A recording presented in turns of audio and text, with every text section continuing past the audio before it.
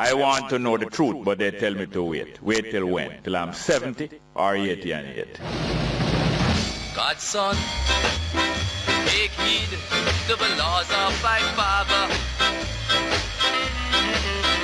as Moses did in the days of old. Honor thy mother and thy father, when your days will be long upon this land. Yes, Daniel. Yes, Akil. Josh was saying, yes, we need some help from outside, not necessarily reparation. But my little friend said, where the check? What you say about that? Living in England. Cameron was just here. Well, instead of him offering a prison, I think he should offer some actual help to develop the country. What you say? Well, to me, same thing. I just offer up some money, the money for the prison instead of the prison itself. I just think that it would be better to ask for help than to ask for a handout. Straight up, 9 to 12, Monday to Friday. Make sure you tune in. Knowledge is power. This is from Keeler.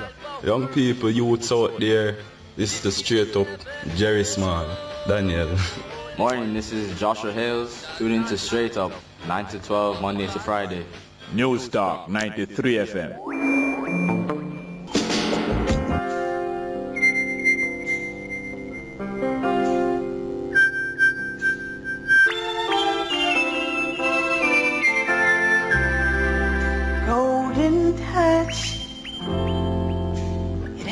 Every time your lips touch mine, there's a feeling that's so divine. There's a magic in you.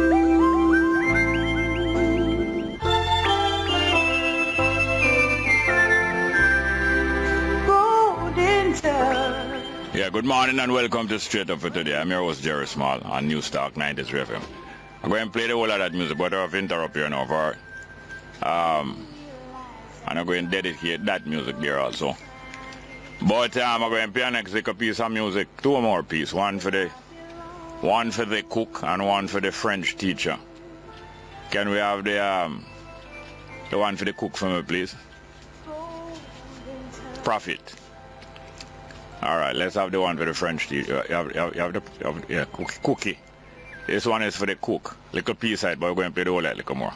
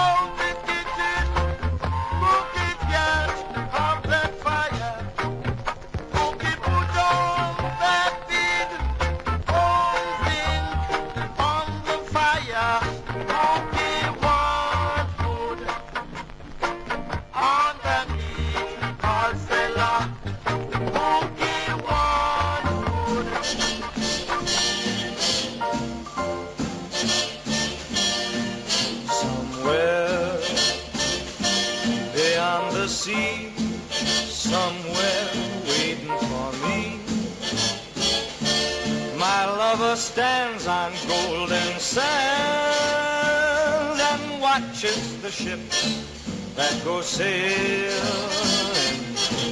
somewhere beyond the sea. She's there watching for me. If I could fly like birds on high, then straight to her arms I'd go sailing. It's far beyond the star, it's near beyond the moon.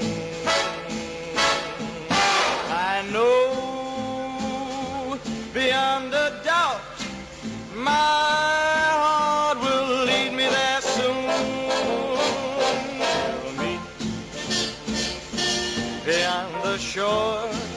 We'll kiss just as before. Happy we'll be beyond the sea, and never again I'll go sailing.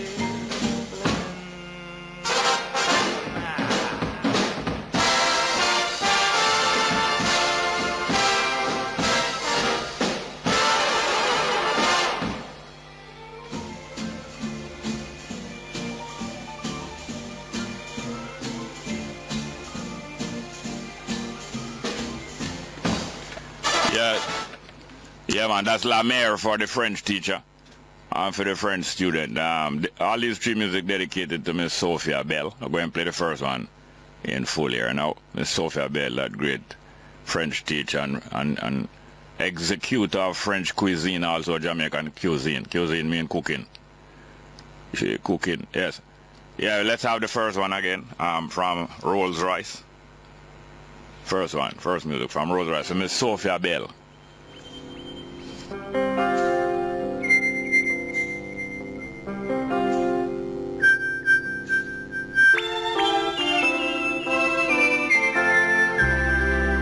Golden touch. Yes, and this coming from Mr. Dunn, you don't know. And for all of the family and the straight up listening and so on and so forth. And thanks for that great school that they are running over there in Portmore. I forget the name of the school, so remember. There's a magic in you.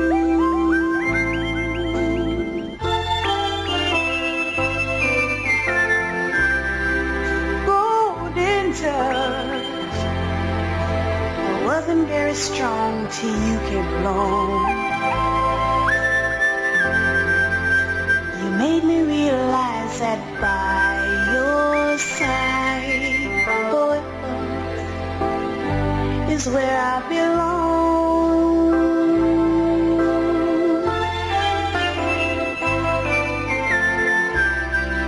Golden touch.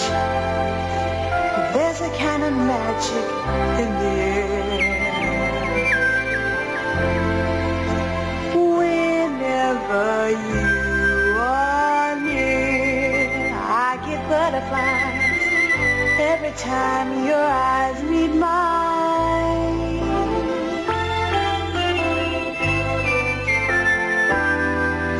You opened up so many doors, and I was so very, very insecure. You made me see the light. You made my life sunny and bright, and you, I worship and adore you. Golden touch. Tell me, do you ever wonder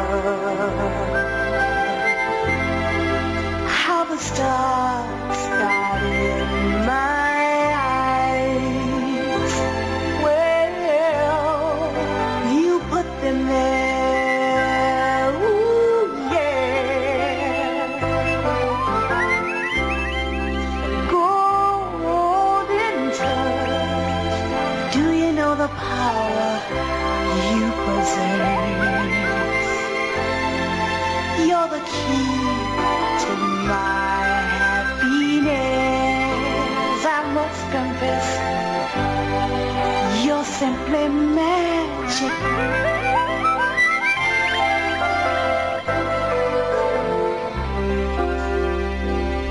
Touch me.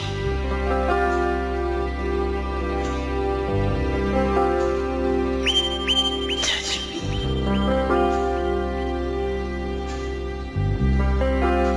It feels so good when you touch me.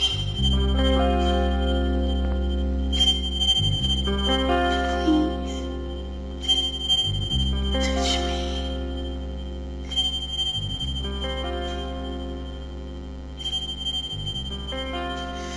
Please touch me. Yes, welcome back to Straight Up. I'm your host, Jerry Small. And I got to attend the IFIAS Film Festival down there in Glistening Waters in Trelawney over the weekend. Boy, it was wonderful, you know. And congratulations to Paul Campbell, that great Jamaican actor. And even his cousin also, Rodney Campbell. Oh, Campbell Rodney, name Rodney. Yeah, man. The radio personality and radio voice and advertising voice and all them kind of way there. And to the director, the festival producer, Winston Henry. To the festival producer, Winston Henry. Congratulations to all of them and their ladies. All of those ladies who was probably the supporters and maybe even the motivators for them work so hard and good. And boy, and most of them look like some beauty contestant too. All of them. And the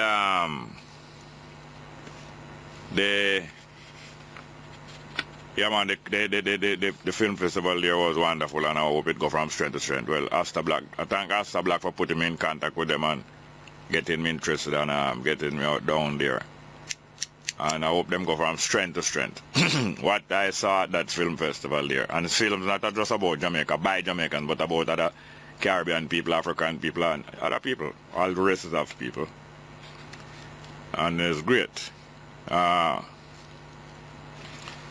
just want to hail some people from down there and all around the weekend, all over the weekend, before we comment on a few of the things that happen in Jamaica now apart from the film festival. Well, starting now with some people meet on the road last night now, coming in and all. Some of them, well, them listen and some of them we know before, but not all of them. Yeah. Well, there was down at the film festival we meet Ras Ailey. Well, he is actually the manager for Benji Myers, Harville Gale, and also Benji Myers himself, who we expect to have on straight up here. He was a feature of the show last night, apart from Gibby and that saxophonist from Canada, and Nambo, the great trombonist, and the rest of the brethren them, Bo Peep and all the rest of the musicians them, all for them. Well, there was General Soup out by Prospect in a buck up there when I straight up listen I was running to when we are putting some gas in the car. Him run the corner barber shop, General Soup of them call him, run the corner barber shop down a Prospect near Buck Up. About 3 Buck Up you have. 3 districts, I know name Buck Up, you know, one in Manchester. And one in well, lower part of Manchester, but almost on the border with St. Elizabeth. That second Buck Up in Prospect down there. Right on the border. And also a driver from Fowler's Transport named Allen. Straight up listen if there was one. Him drive the staff, him carry the staff of various business places, carry them safe and sound for Fowler's Transport. Allen in the driver name. Straight up listener. And great greetings and good to see Mr. Dino South and his lady Selena. Dina South and Selena South from having that hardware down there in Magati. And I think they're opening a hardware in Santa Cruz when. I think it's the 30th of November. I think they intend to open that outlet, another outlet of their hardware. Down there. What name? I think it's named Data. Forget what the hardware name, but that hardware I think. No. But anyway, they have that hardware in Magati. Dino South and his lady Selena. And opening one in Santa Cruz, I believe, yes, 2 weeks time on a Monday, the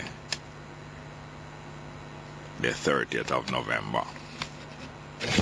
Yeah, and also some other people meet there. Gary Wright up in Magati, banana farmer, with them a listen of straight up. Gary Wright up in Magati there, otherwise known as Lucci, otherwise known as Gary Wright. Tell them say we are hailing from straight up. Much appreciation. Also two people we met on the road there, Hewett Campbell and his lady Janet Campbell, visiting our hometown up in Elderslie there.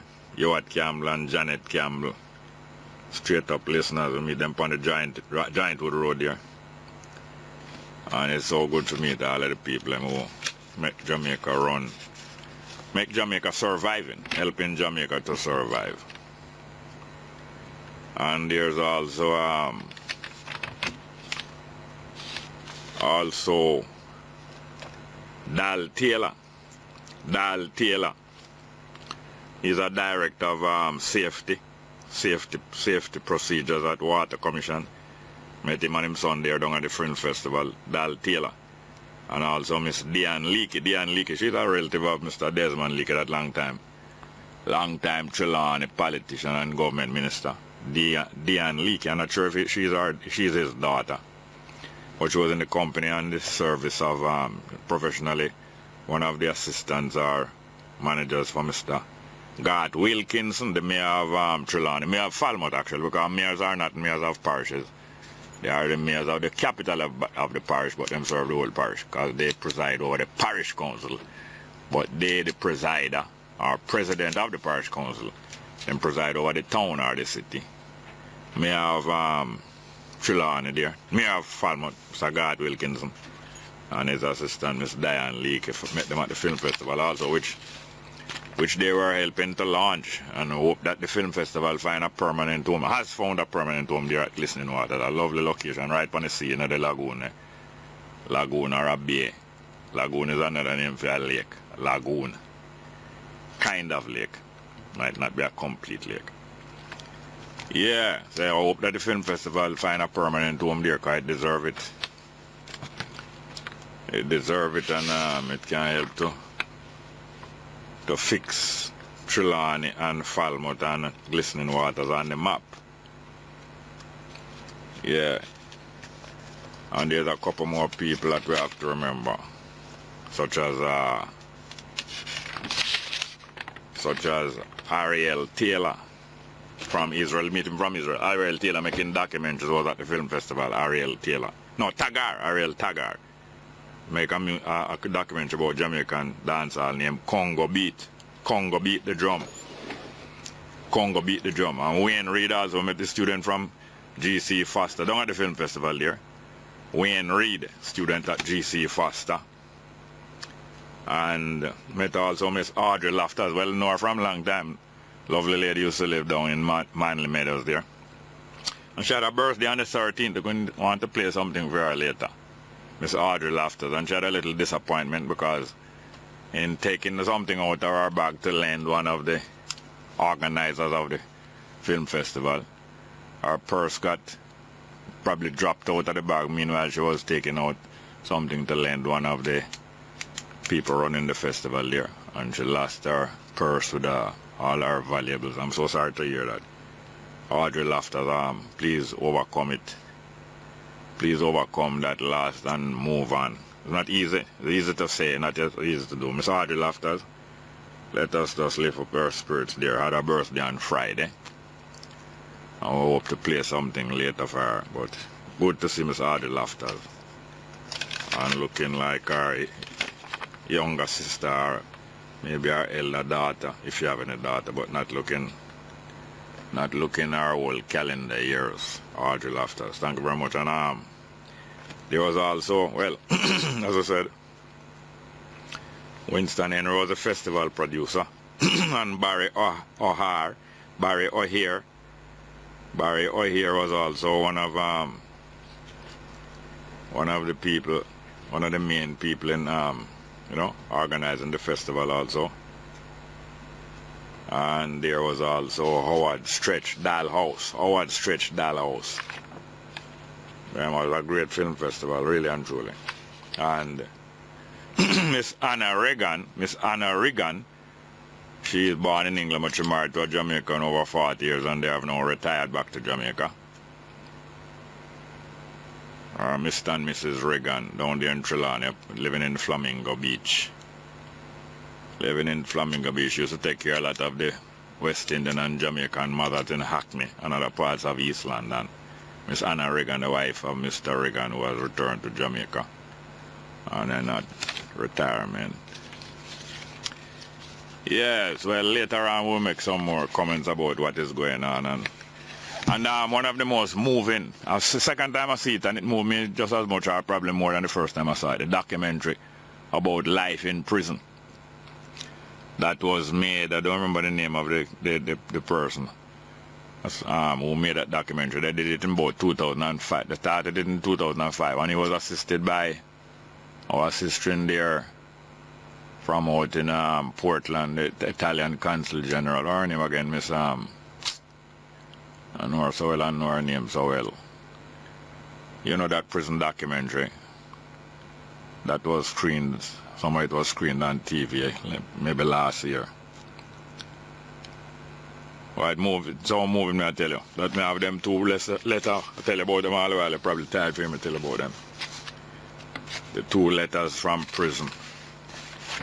That some prisoner write long time with some inmates of the Tower Street Adult Correction Center have a thing named Operation RAACE, raise a 10-point crime solving plan.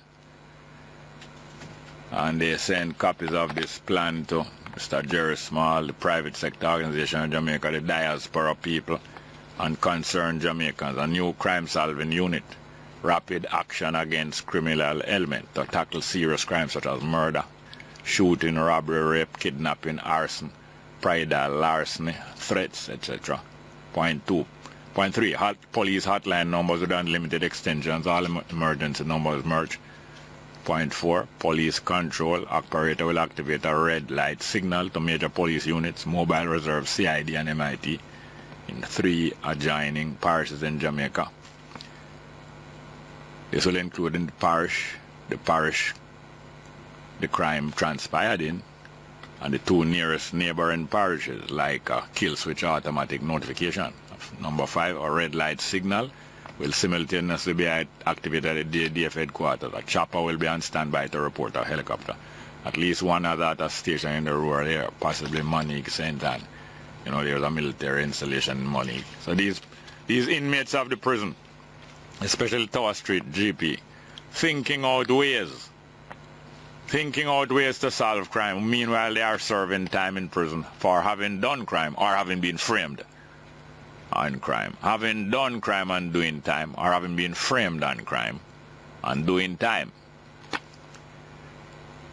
We're going to do some more, but thank you very much. This is Straight Up. I'm your host, Jerry Small. Let's go for a break. Yeah, man, there's one more couple there that are neglected to yield. But the paper we want them accurate information. The rest there's an artist, prominent artist and an art teacher from out there in Portland, located in Portland, but I believe his family originate from St. Mary, Mr. Henry the Rasta. I forget the Rasta proper name, you know. But him and him lady, she's also an artist, great, both of them great artists. She do artwork even on calabash shells, and he's a visual artist. So, well, you know. I soon find him proper name and number, and we expect we have him on the program here, time to come. But later we'll make some more comments about what's happening round and about the politics and Jamaica and the this and that and the other, if you care to. But let's get to the telephone. Good morning, welcome to Straight Up. Hello?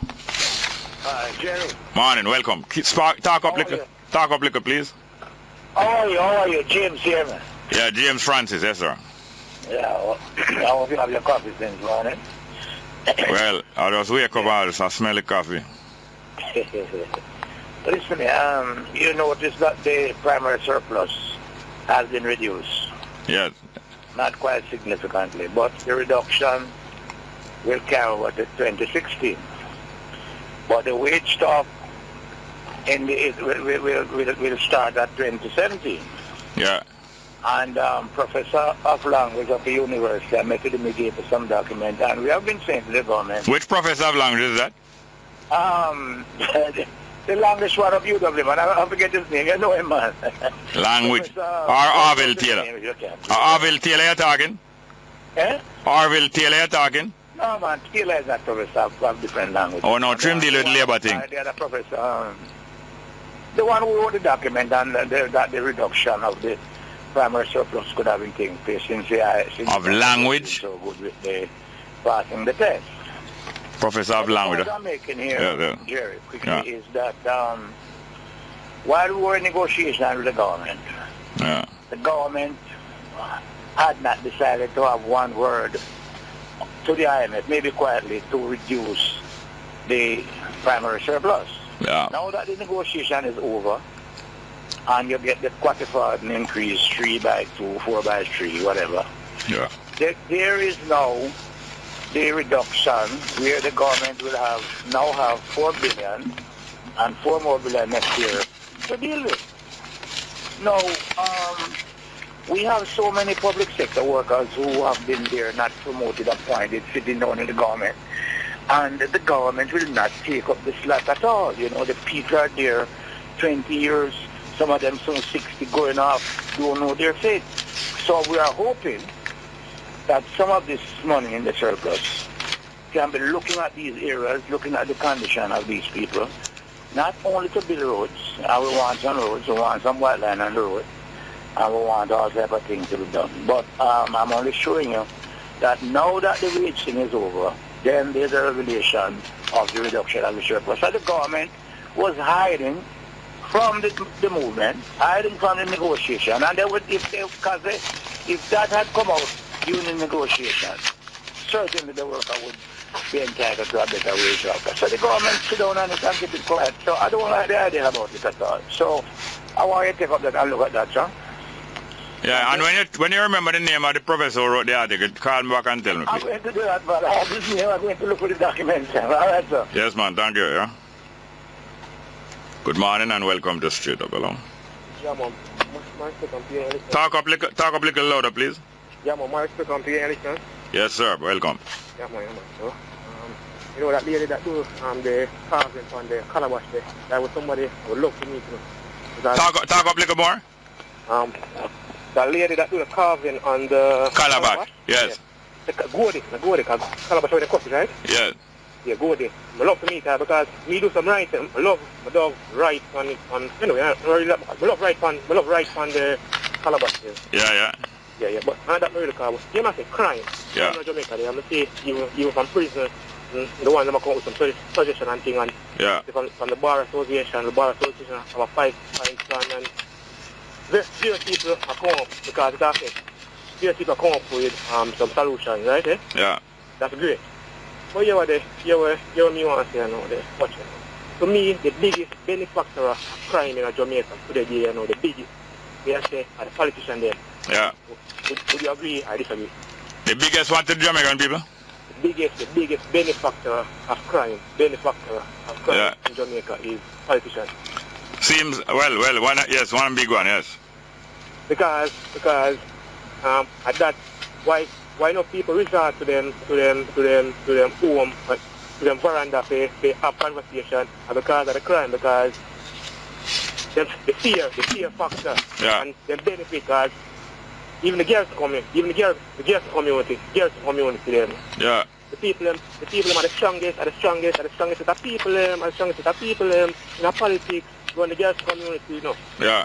So strong them is that show them doing the campaign and get even more votes than so they can go out, they go. So if them people here are benefit from crime, the solution will like the prisoners and the bar association are make to the politicians and feel like they're not getting the solution them on. We as a people now have to changes because they make that listen, no we not the election season. Listen to the reasoning them where Portia Simpson Miller and Andrew Holness really I give the people them. Really, when you don't listen to them, who them really attack? They want to talk to them hardcore, mostly. Yeah, so and not even the hardcore, because you have people in the hardcore said who really say you are holding them, it doesn't make no sense, you see me, because the issue them. The Prime Minister say, all of our ministers is honest people, and none of them are do everything dishonest, and them couldn't be there if them never want something. But when them did ask her about the traffic guru money some years ago, she refused to answer. And she said, don't ask me, go ask the PNP. No. In other words, she don't know nothing about them thing there. Then how she gonna know if the minister them honest or not? No, watch it now. An honest person couldn't take an honest person. In my view, me can't see an honest person take a position like that there, because that run contrary to him to my honesty. If me take a position, if me personally take a position like that, that look like it run contrary to my honesty, because if me can't stand up, if me can't scrutinize me from all angles, that means something wrong then, man. So. Well, to be honest with you, I have to agree with you. Thank you very much. Here, sir. Yeah, man, respect. Next one. Good morning. Welcome. Straight up. Good morning, Mr. Small. Welcome. And how are you doing, sir? Good morning to your listeners. Yeah. First, I want to hear up, Mr. Pauletta Chevron. Pauletta Chevron. Yeah. What you're trying to court Barry Chevron's wife with up on the radio? Yeah, man. Or true, you live near her, you can pass. Good, you can go at kitchen door. Very good educator. Yeah.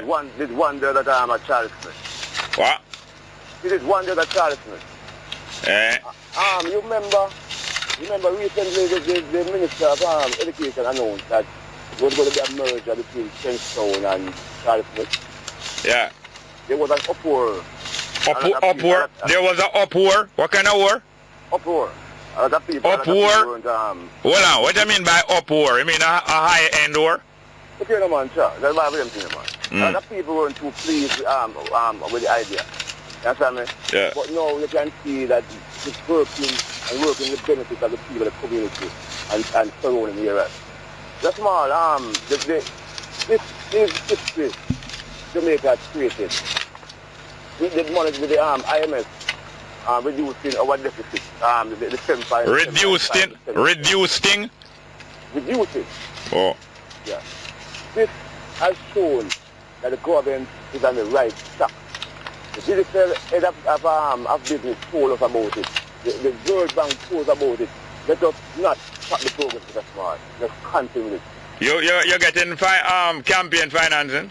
Mr. Small, okay, no? But if you're campaign financing debate, I don't believe that my tax dollar is supposed to give it to anybody to contact us. If you want to represent the people, you find it on resources.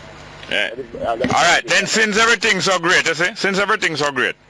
Why? No, you keep quiet. Keep quiet. Why the road from Crawl to Clarkstown can't fix? That will be fixed soon, sir. No, it's about if it's soon fixed. I said, why it don't fix up to now? Well, if might be the funds that it's a disgrace. It's a disgrace. You're not near half the money. It will be fixed. You're not near half the money. It's a disgrace. That's small. It will fix it. Long ago. It's a disgrace.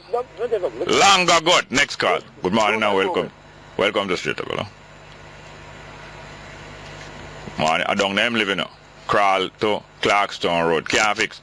I hear Neville said this morning, say, when I rode up Trelawney, I have more, no, up in St. Mary, I have more patrol more than the River Jordan or something like that. I first never hear that. Good morning and welcome to Straight Up, hello? Yeah. Welcome. Yeah, morning, sir. Hey, how are you doing? Yeah, I'm back to you about the argument, the revolution thing. We are talking to Mr. Masalaman over here. Yeah, what more I know still say? Well, you say he's not a style of the earth. What? So you say he's not a style of Jamaican style. I said, listen here, you listen here. I said I'm not a product of Jamaica, call it. That's what I said.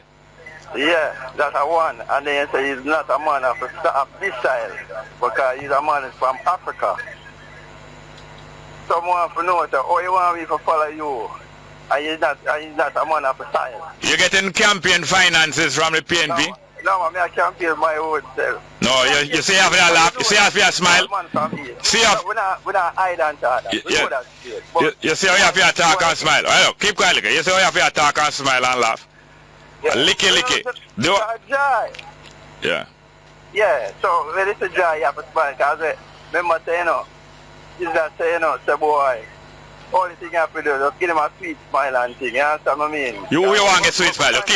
Keep your sweet smile to yourself. Are you same friend? No man. Come on again. Let me hear you clear that part.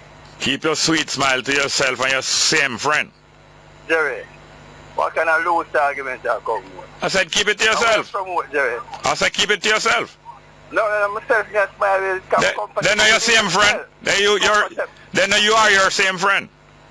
Which friend now? You are your same friend. No, me and myself, I'm a friend. Yes, that me say. Yeah, but what me I say, I still more experience to Jamaican people when they want me to follow you and listen the way I say, he's a man from... No, you're waste. You're kind of waste now. Let's go for a break, please. Alright, cool. Welcome back to Straight Up. I'm your host, Jerry Small. Good morning. What a ignorant union man, friend. You see, they know, them want to come on the program. They want to come on the program. They want to come on the program. Go on Porsche program. Go on to Porsche program. Let's go to the next call. Good morning and welcome to Straight Up. Hello? They want to come on. They cost the program and they want to come on the program. Good morning and welcome to Straight Up. Hello? Next one. We have some text messages, please. Yes, yeah, there was also my sister over there in Santa Cruz there. Of the car, she run the little drinking spot and the car wash. And the brethren will run the car wash. I lose the information, but I remember them still are going to find out the paper. All the while, we get good service over there. Good morning, welcome to Straight Up. Hello. Morning, welcome Straight Up. We have some text message. Have a call. Good morning, hello. Morning, Jerry. Morning, welcome, sir. Bongo, Jerry. Wagwan. Me. Yes, sir, I recall. It's just a small thing. You know something? Yeah. It's a question been puzzling me. I'm going to ask you, and you can discuss it for me. Yeah. It's when the inner city become ghetto. Jerry, you know what ghetto is? Yeah. Don't you know what ghetto is? Most of the inner city places, Rostone, Yeah. Waterhouse, them places are inner city. Yeah. Residences, you know. Yeah. A residential area. Has really got a lot of people. The youngsters who find the money. And the people are saying, oh, it is nice to know that somebody in a ghetto them have a moral thing. Yeah. Consider the blast in them get when them go the money. I know that, you know, there are several people, but they're overrun by the ghettoizing of these places, and therefore that is why them look to run down to, because the corrupt politicians have to make that happening, and the corrupt police and the corrupt gunman them. So I would like somebody to tell me when our inner city residents have become ghettoized. Well, I want to tell you, sir, them start calling him ghetto before, more recently we start here about inner city, but when I was a youth, when I visit Kingston, a little boy, 3, 4, 5-year-old, and we had drive through. That time I never have done robbing on Washington Boulevard. So I used to drive from Spanish Town Road, go right down. You drive down to at least Maxwell before you turn up into the city. Right. And we used to drive through miles of dump and old car and people, whole family live in a car as them house and thing. And I heard that. You used to hear people say that this is a slum where the poor, purest people can't, where you don't own nowhere or can't pay no rent live, you know.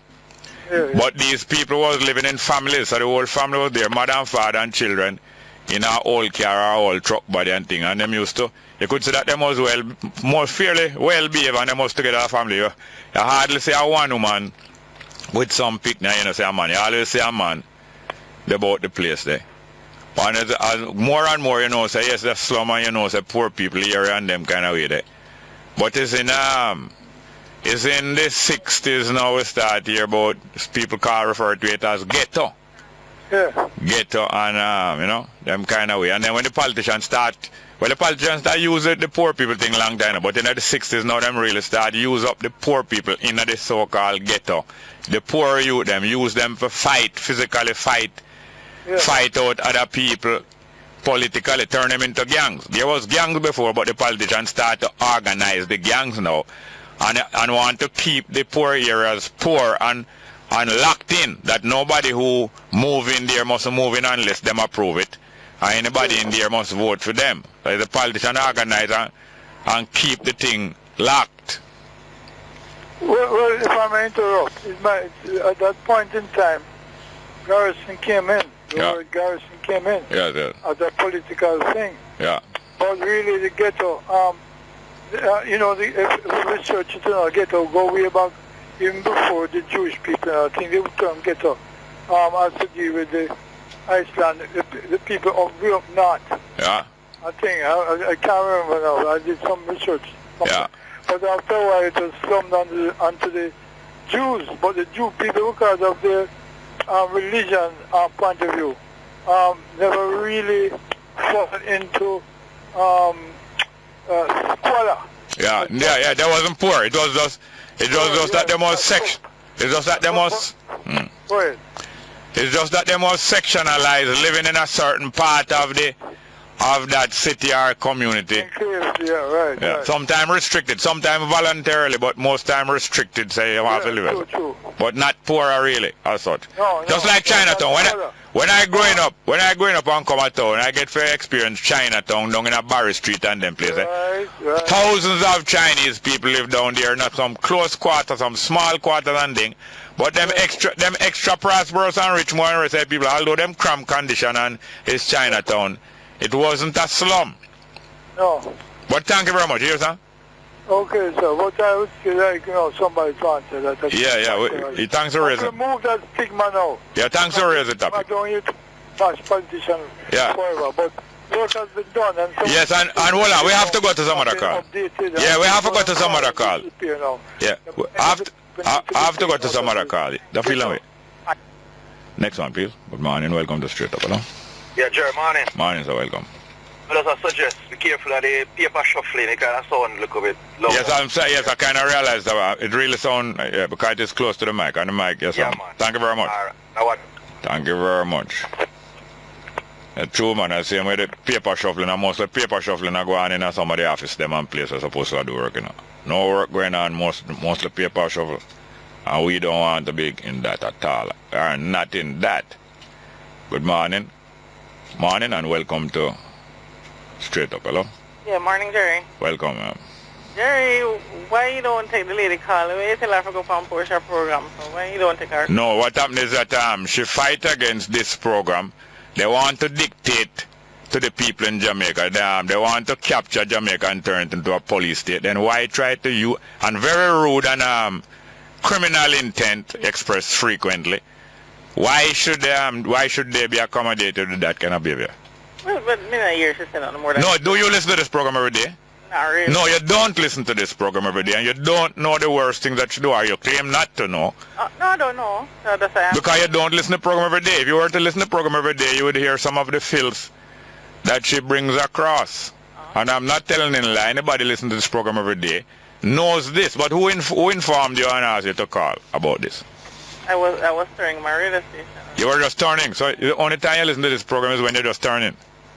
Jerry, me just turn I just want. hear the program. Yes, ma'am. Let me ask you. So you don't listen to this program. You don't really know about Jerry, it. I don't have much credit. I want to talk about something else. I know that you don't want to talk about that. You want. No, just ask a question and you give me an answer already, so yes. I'm moving on. Yes. Jerry, Mr. Only. Are you replacing her?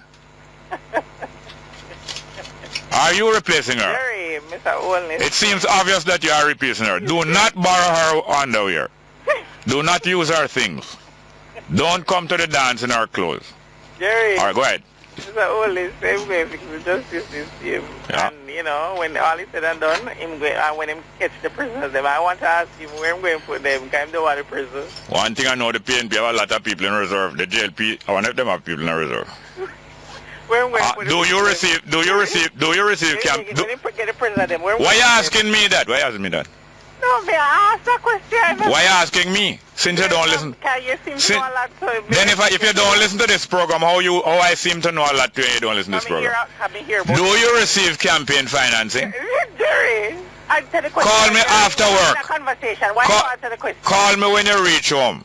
Are you done? Do your little odd things, chores? You hear me? Oh, God, Jerry. I'm not your God. Thank you very much. Let us have a conversation now. I'm asking a question. But I love talking with you. But you don't talk. But I don't in no bondage. I'm not in the bondage thing, so not try to tie me up on a bedpost. Well, I'll tie you up, Jerry. Ask a simple question. You're not giving me an answer.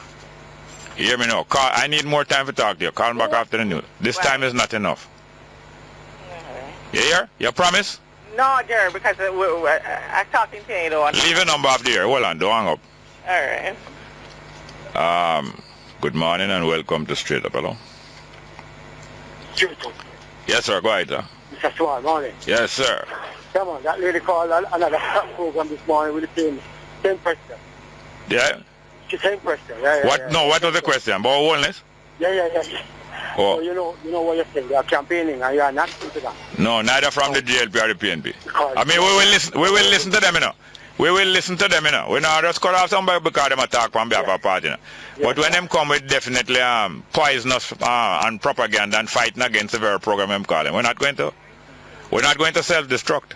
Yeah, man. Yes, We are sir. campaigning them. Yes, sir. We are telling them that we are not campaigning because we are revolutionists. We are here to do what we hard to do. What we hard to do, Terry. We need to do it, and we need to know right from wrong. We are not condoning wrong. No promises. We don't want any promises. We want straightforward talk. And we need the business of the people to continue and to uplift so we can look about our family, send them to school, find food, give them to eat, find money to buy clothes and give to them. We don't want the bandits in this one. And we're not here for it. No. Small, I keep listening to your program every day, sir, and I want it to be straight up as usual. They can't use you. No. They can't use you. They try to abuse you. And because they can't use it, they can't lose it. That's why. Keep it that way. All right, well, thank you very much, yes, sir. Thank you very much. Thank you very much. Text message time. Morning, Jerry. The crime is still a big problem for our little country people, poor country people, turn against each other. How did we get here? Jerry, a part of solving simple problems in Jamaica? Well, I would have enough time to comment on that now. Morning, Jerry. But one thing, why the crime is so rampant is that outside of the cities and towns, even in the different country areas, some of the young people have learned certain criminal methods from people who go abroad and live. Some of the people return and come teach them methods, and the youth in the village and town and thing have the cell phone and all these things, and they're up to date. You don't have no little bush youth and little rural, you know, no rural culture again. You hardly have any rural culture again. There's all some city culture and some of the cannibalism, you know, preying on one another. It starts to infect even the youth in the small villages and things. And youth get some of the young people, and just like a whole lot of people get vicious. Because the young people learn from a whole lot of people. It's not a young people thing really. But next one, Jerry, I wanted to wish my papa, well, look here, it's time for the 10-minute news. I wish your papa after 10 years. A mason accused of assaulting a police officer while he was detained at the Hunts Bay police station in St. Andrew is to stand trial next year. 27-year-old Kemar Smith pleaded not guilty to charges of assault occasioning actual bodily harm and assaulting a police officer. Reports are that on October 20, Smith was taken into custody for the offense of being armed with an offensive weapon. While he was being processed by the police officer, he reportedly attacked a constable, hitting him in the face. He was restrained and placed in custody. When he appeared in court on Friday, he denied the allegations. A January 21 trial date was subsequently set. Dr. Carl Williams says his time as police commissioner to date does not indicate that he has been a successful crime fighter in the Jamaica Constabulary Force, the JCF. He says people judge a commissioner's performance mainly based on murder figures, and with current trends on the rise, he does not expect positive feedback. Dr. Williams, who is a 30-year veteran of the JCF, was appointed commissioner in September last year. And a total of 23 persons have been arrested and dozens of weapons seized in a series of raids on suspected Islamist militants across France. The crackdown follows multiple attacks on bars, restaurants and a concert hall in Paris on Friday, in which 129 people were killed. A police operation also took place in Brussels, Belgium. Shots and explosions were heard in the Molenbeek district. Meanwhile, the brother of two suspects arrested in Belgium has been freed. Mohammed Abdeslam's lawyer said he had been released without charge, proving his innocence. His brothers, Brahim Abdeslam, was killed during the attacks, and the other brother, Salah, is on the run. Let me finish the text message before I come to the phone call, please. Morning, Jerry. I want you to wish my papa, Seymour Samuels, a happy belated birthday. His Earth Strong was on the 14th. That would have been Saturday. He's a daily listener to your program. Thank you, and keep up the good work on the talk show. Coming from Shanice Samuels. Thank you very much. So, happy belated birthday. Greetings to the father of Shanice Samuels, Mr. Seymour Samuels. And thanks for listening straight up, and like the other callers, like one of the last ones, pointing out some of the things we need to watch.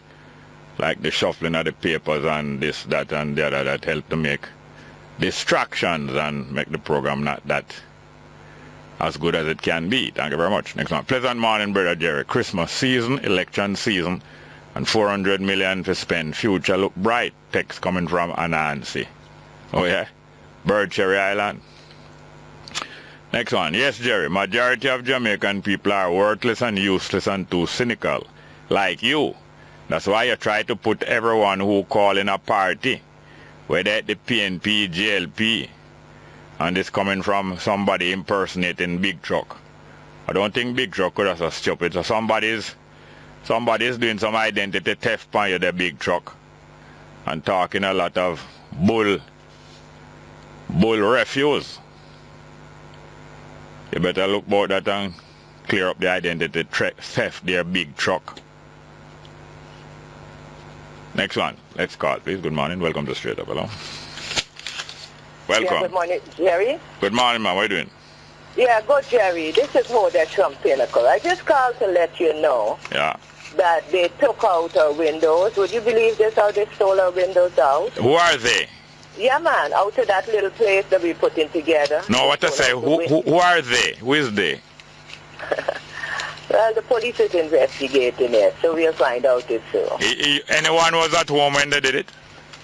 No, Banky, the guy that stays there, he had a death in the family, and then we had a death because one of the Howellites passed too. So we had a death, so it's like in that space of 2 weeks, they just watch us and just move to rip off all the plywood, take out the windows, take out the water cooler where Mr. Howell bought so that people don't drink water off of the floor. They just ravaged through. When they took all the tools, everything. When you say drink water off the floor, what do you mean? Well, when you buy the drinking water, you got to drink it out of the bottle and pour it from the floor on the table. So Mr. Howell got them a water cooler so you could put the water on it. Who that is? Monte Howell? Yeah, man. So they took everything and they damaged the structure. As you know, there's no place to stand at Pinnacle when the rain falls, and that is an area that the ancients put their 2 pennies together to put together. And it's just shameful that a man got to go to golf and earn like 3,000-4,000 a day and take that 1,000 to give to put together every week to do something at Pinnacle. These are some of the people that brought Rastafari, you know. These are the youths that suffer at Pinnacle. Hold on a minute. Hold on a minute. Hold on a minute. Hold on a minute. So what has to happen before you organize that someone or more than one is there at all times? People need to be paid, which means we have to get the funding to pay people. You can't have people to here pay? who can't take care of No, man, if you have a movement and an institution and a brotherhood and sisterhood, you don't have to pay people to hold the fort. These hard times, Jerry. So you are paid, hold on, so you are paid? No, I'm not paid. Then if you are not paid, then why tell me some people have to be paid? That's how it goes, Jerry. But you can't. Then is you alone bearing the cross? Eh? I said the ancients that brought the movement bearing the cross again. No, but really and truly, and seriously now, if you are suffering theft and all kind of thing like that, you're not going to organize that somebody is there all the while. This person is back there now all the while. No, you're not. I don't think you answer. He does. Yeah, but I don't think you answer. Yeah, I don't think you answer my question though.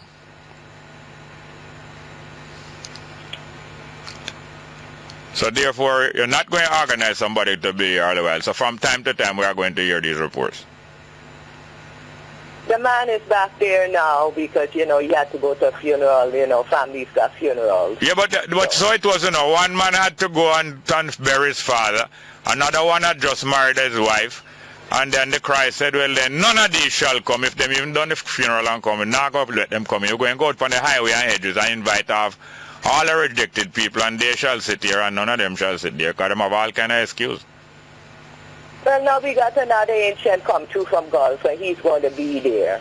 Yeah. You see, so we got two persons now on the rotation. Yeah. But this is really heart-rendering to watch these old people give again. Yeah, but something have to be done. You know? Something have to be done practical. We can't be, you see, don't you know that they beheaded a church sister and her daughter down in a Chediga Park a couple of years ago as a punishment and a warning, and the church people came there and joined hands and wring their hands and cry and ask for forgiveness because something them do wrong, the church sister them did so.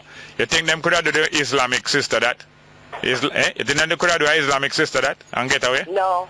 But no, they can't. But these are the Taliban. These are the Taliban. No, we're making excuses. Stuff, you know? No, we are making excuses, and we're going to continue We're making excuses, and we're going to continue manufacturing excuses. I think we can export excuses and solve the whole economic problem in Jamaica.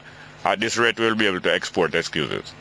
But the next thing, Jerry. No, we're over the time, ma'am. No feeling away. We're over the time. I'm so sorry. No, I'm so sorry. No, we're gone way over the time, ma'am. Call again before the show done, please. Next call. Morning and welcome to Straight Up. Hello. Morning, Jerry. How are you doing? Fine, thank you. Good. All right. I called this morning. See, I normally enjoy listening to you. Yes, ma'am. This morning I'm very perturbed. Yeah? I do not like how you keep putting down the woman who continue to call you. The woman. Like Beth, right? Pardon me? Like Beth. Beth, the PNP one. Well, I am a PNP woman. No, not you, not you. You are different. I'm talking about Beth. Like she and which other one? Others that called. I mean, the other person that called after her this morning. Yeah. You just seem to be telling her, oh, you're PNP. No, I didn't jump up and tell her that. You know? I didn't jump up and tell her that. Tell her about you have her on our clothes. No, listen here. No, I'm advising her. I'm advising her, do not wear any of her belongings. Yes, but that's not right. Don't get contaminated. No, but I am telling you, it would be bad for her to get contaminated by that woman. She's a woman. She has her own opinion. No, listen here. Listen here. The other one, I don't know if you come from the PNP Women's Organization or what, but the other one obviously has come here to replace her. Well, I am not from the PNP Women's Organization, but I am a strong PNP woman. And that's good. All right? That's good. I was at the conference last night, and I left very pleased. Yes. Extremely pleased. Yes, and I'm Annie Duncan and her sister going to be my guests here next week, and I welcome them very much. Wonderful. And many other wonderful PNP ladies and gentlemen. Okay, good. Yeah. But the ones that are not wonderful, I'm not going to tell you that they're wonderful. Okay. But these are the ones, what they do not to make them wonderful. What is it? They boast about being from the bowels, and they still show sign of bowel action. Bowel action? No, come on. They both have been from the bowels of the working class. What does that mean? No, I am from the womb of the working class, but they may be from the bowels. You know that's a Jamaican term. But I am telling you, I'm not from the bowels. I'm from the womb of the working class. I'm sure what she was saying, or you are saying, is that you're from real hard-working, poor people in this country. Yes, the womb, the womb. Any of us. From the womb, not from the bowels. But you will say it in one term and they'll say it in another. Because they are right, because they are really from the bowels. I am from the womb. No, I don't agree with that. They said they are from the bowels and they boast of it. They said so, I didn't say so. And you know that. Hey, Jerry. Okay. Hello, ma'am. Yes, sir. Yes, ma'am. I am still here. Yeah, there are different people, and by their behavior, that is how they get responded to. Okay. You wouldn't get a response like that. All right, great. All right, just want to tell you a little about the conference last night. Yes, ma'am, welcome. You were there? No, I couldn't make it. Oh, boy, you missed something. Boy, I don't doubt you. Yes, man. Portmore is, real PNP country. Yes. You know? No, PNP town. PNP town, man. PNP town. The roll call. You need to hear the roll call. Not only PNP town, it is a possibility of making it a PNP garrison too. No, never. Right? It won't. So how many garrisons they liberate them up? I don't know. They don't have any? I have no idea. But you're not a good political observer, man. So why would I be calling out JLP? No. Is there any such thing as garrisons in Jamaica? Of course. And one side of them? No. Both your side have some? Look here. No, I don't. I want to look. I'm looking to see which. I am not aware of that. So it's only one side you're aware of having them then? No, hold on. Not aware of. So you're aware of one. You're aware of one side having garrisons, right? No. I did not say that. You said it. No, I'm asking if there are garrisons in Jamaica. There are garrisons everywhere. And the parties have them? Why would you think the parties have them? No, I'm asking you. No, I am asking you. I am asking you. The parties have them. No, but a garrison by definition in Jamaica is an attachment to a party. By definition. They attach themselves to parties. Alright, name one which has done so. We know that Jungle, we know that's a straight. Jungle is attached. Jungle is attached to. Oh, you say that's straight PNP garrison? Of course. But you have grown in 3 minutes. You have grown so much, like Pinocchio nose. Like you mean like wholeness nose? No, Femon broad. Femon broad. Growing. Yes, it's true. That's just Pinocchio. It's true. But you are growing like Pinocchio nose. Because the knowledge that you display increase in 3 minutes now is phenomenal. All right, not just that. Why you make me fall in love though? Really? You don't. I love you a long time, man. All right, take our number. Take our number over the ear from me, please. And don't come on my yard, no people things, please. Jerry, have a nice day, sir. Why it's that nice? Oh boy. All right, we're bringing you over to PNP though. We want you at the party. Yeah, then if you clean up, if you keep your place clean and you look for your food. What we want you to do, we want you to be the next opening person at the next conference. All right, and you know say if you scale your fish properly, you know say everything hunky dory. All right, sir. I say scaling now, I say shaving now. Scale. Yes, ma'am. Yes, sir. All right. Thank you very much, dear ma'am. All right. Well, I'm glad you not take no offense in the long run. Because I have to take offense with it. Good morning. Next one, please. Have any more? Hello, morning, Mr. Small. Welcome, sir. Mr. Small, you see the incident that occurred in France over the weekend? Yes, sir. That is a serious thing that fundamental, radical Islam can do. Yeah. When these French people went into Gaddafi country and bombed the people in place, and going into Iraq and bomb people place based on false intelligence. Yeah. They do these things and they think they get away with it, and now the Islam man is fighting back and the West ball. Yeah. You see, in Jamaica where most of the males are killing out people, raping women, yeah, and all of these contract killing wives of other men and all of those things. Yes. There's an era coming in Jamaica. It is here already, you know, but it's going to manifest more. An era of the radical Jamaican feminists. Yeah. Most of the Jamaican women are subtly gathering up the wealth of the land. They are educating themselves more than the men, making themselves more attractive. And a lot of males going to go home without supper. Yeah. And going without them short and curlies too. Yes, because these females, you know, Mr. Small, they are not really as kind as the males, you know. Yeah. And the Jamaican males need to be able to do better than what they're doing. I think my English writer did say hell.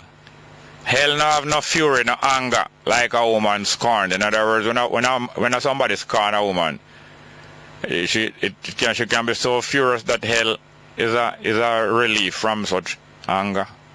Yeah, and Solomon in all his wisdom says, when a maid become a mistress, she too rules with an iron fist. Yeah.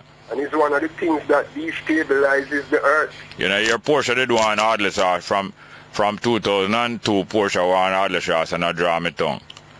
I see him go and do it there. Yeah, you know, I was talking to a Chinese woman over the weekend, a woman. Yeah. And she all right, said cross that talk. why she and her husband left China. Yeah. Was because of the one-child policy up there. Oh, yes. They come into Jamaica and they have 6 children. Yes. So Chinese are coming here to breed up, to increase their stake and their status, to protect themselves. And we down here as males, killing off one another, 86 out of every 100 yeah, so you understand, murder is male. So you understand how life works, that when people want to be fruitful and multiply, they have to extend the borders of them tent. Yes. Widen them tent, in other words, grab more land. So when China say only one child per land, I might encourage them Chinese people say, go outside, go capture them from more places in the world, and make we nationalize them place till they have a Chinese empire around the world and take land and have space. Because Hitler did have the same philosophy. Say live in space.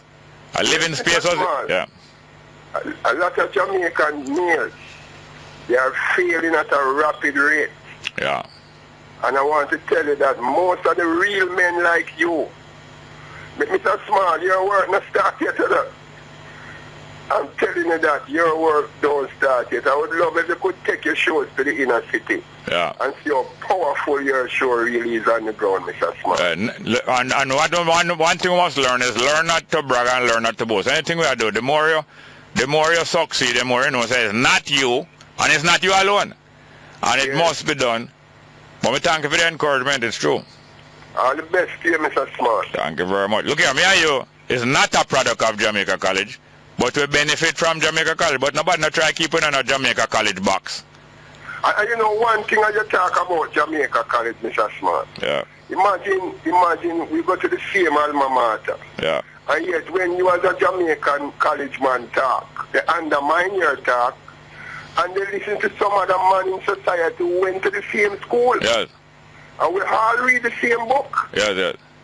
Yes, status and competence is two different things. Yeah, I know. I'm going to tell you this. I remind people all the while, say, from long before I got JC, but when I got the 58, I discover, say, the word, I never know the word, but I discover from 58, say, standpipe is the garrison of Jamaica College.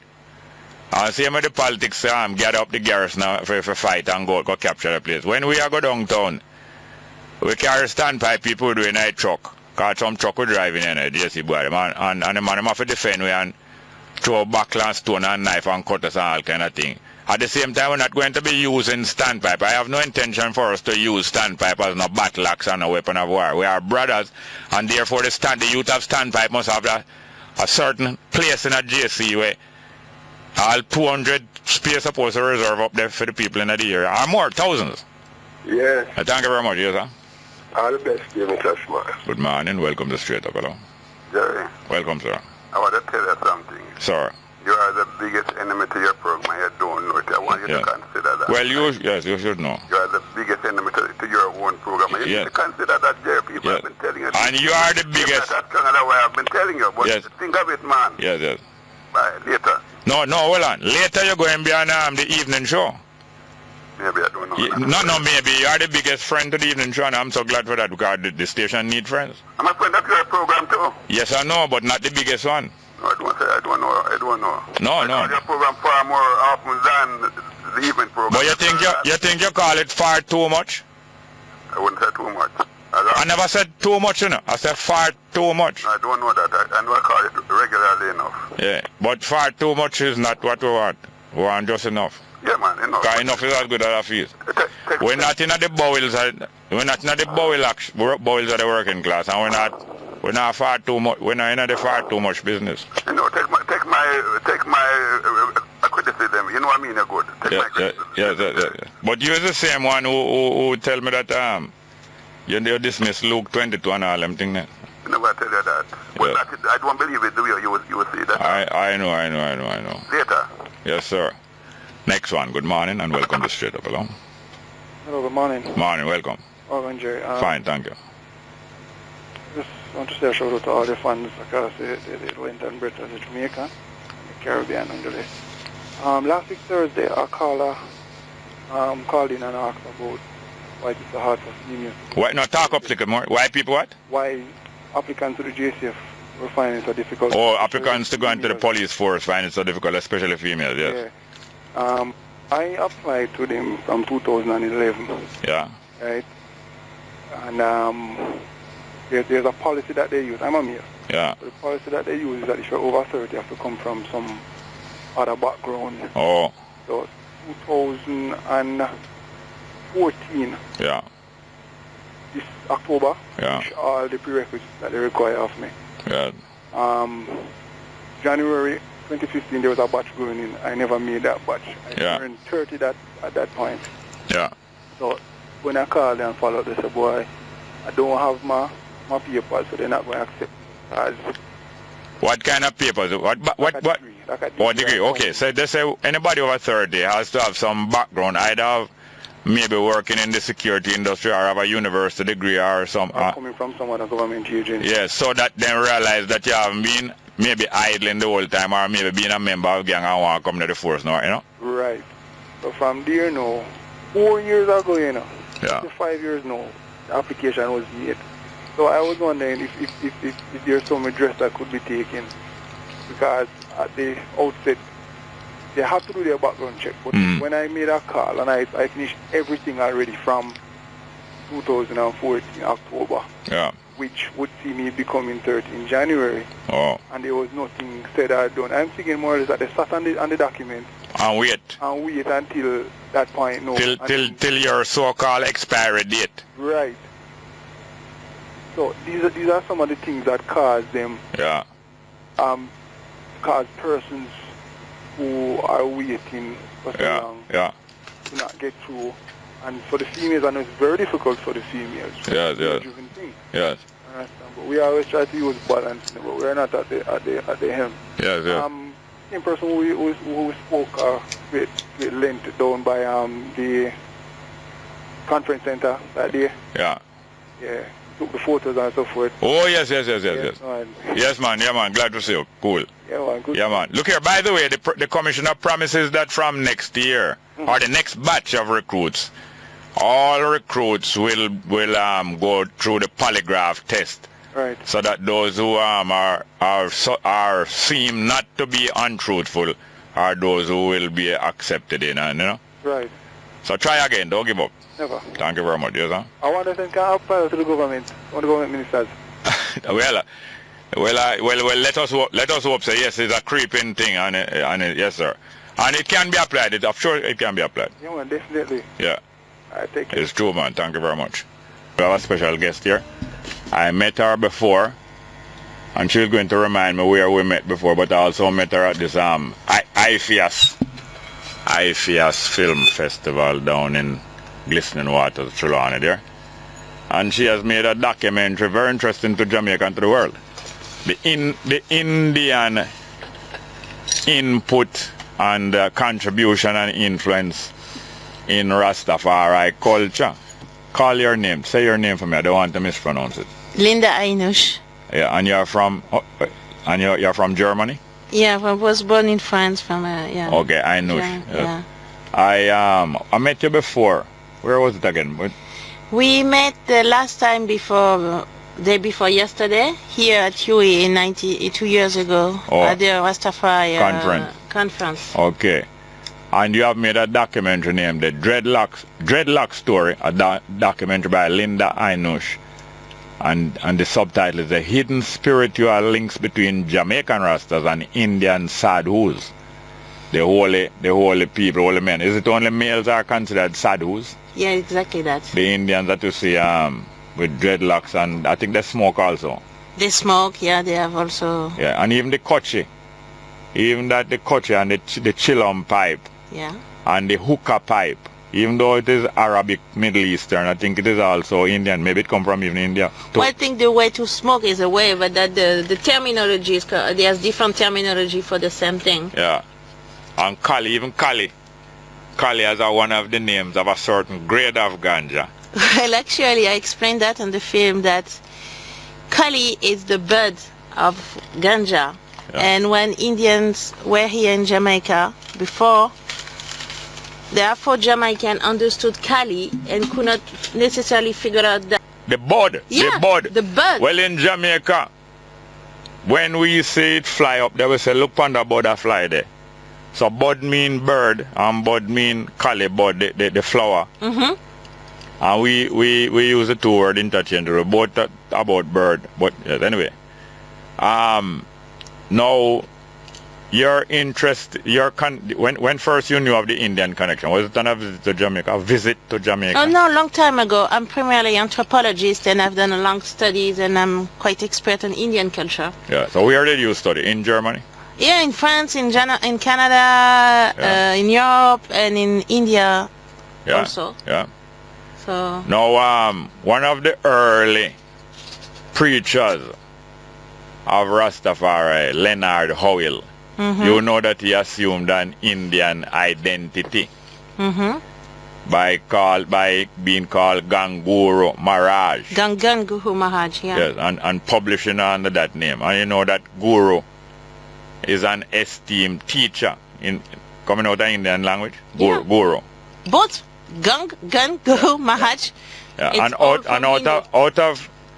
of this Ganguro, when I get familiar with Trenchtown in my middle teens coming up, I get to know that in West Kingston, in Kingston generally, but especially Trenchtown, somebody who is extra formidable in a certain field and achievement, them call them, boy, and say, this is the gang. In other words, this is the toughest guy. The gang. And Bob Marley also observed that kind of vocabulary, and himself was glad when people start to refer to him, and him refer to himself as the gang, as a short gang guru. We believe that the Bongo Mahaj was quite difficult to pronounce, so the gang, it becomes the gong. And probably that's what he has been used now. And afterward, just like how bird and bud is used interchangeably, afterward gong and gang start to become interchangeable. You know, gang. So you find some people used to refer to tough gang, that group of musicians, as tough gang. And some people like the term. Because even Bob Marley, he was a little bit fascinated by roughness and toughness. Because especially with a small stature and people, like a light skin, like a red boy in a ghetto, if he wasn't tough and so on, and if him don't assume roughness, assume it, he'll probably get crushed. Yeah, definitely. Well, it's still today. Yeah, if you know. Yeah, so now apart from these names and these words and these meanings, the use of ganja, we early start to see pictures through National Geographic and other magazines of these dreadlocks Indian in India, like always a picture of dreadlocks African in Kenya. So from early we start to know that there's people outside of Jamaica who refuse to comply with Western fashion and hair grooming. Them groom different. And you know, because they don't want to be controllable. Yes. Yeah. And self-employment is a part of this whole tendency, self-employment. Because if I'm going to smoke every hour,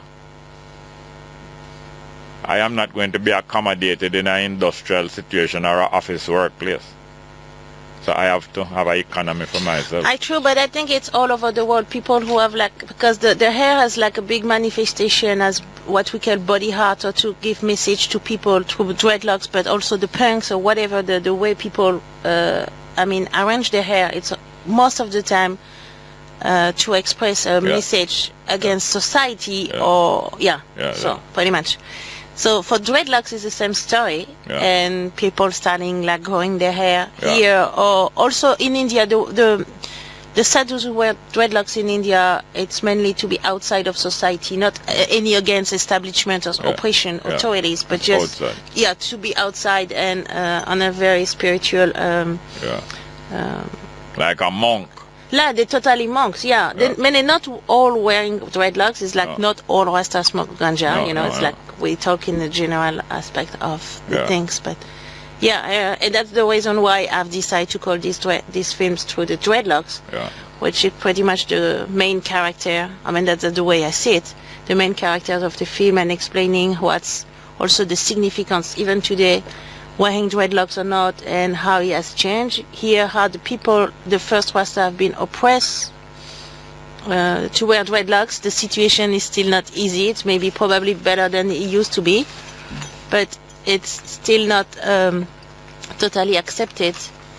And so instead of having one person talking about it, I decide to using dreadlocks. And along the film, then I talk about the hair, the significance, how the walls emerge. The walls also came out in Jamaica, somewhere here in a yard in Kingston. And you can see that on the film. And I've shot in 4 countries. Now, talking about countries, that means you travel, you go to the airport. When I went to the airport in 1966 to greet Haile Selassie, one of the biggest impacts that I found, apart from traveling around Jamaica and seeing these things in Westmoreland and other places, there were whole families of Indians, Rastafari, Whole family, you know, mother, father, sometimes 2, 3 wife and children. Some dreadlock, pure Indian, you know.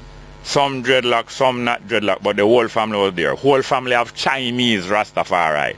I'm talking about 1966. Whole family have light skin, almost white Rastafari. Mother, father, children. Some of these people were not seen on the street for years. I was there, I saw it. Many people might believe it's a dream, I'm dreaming. I was there. Wow. Well, the message... And this is 49 years ago. In a 4 months it will be 50 years ago.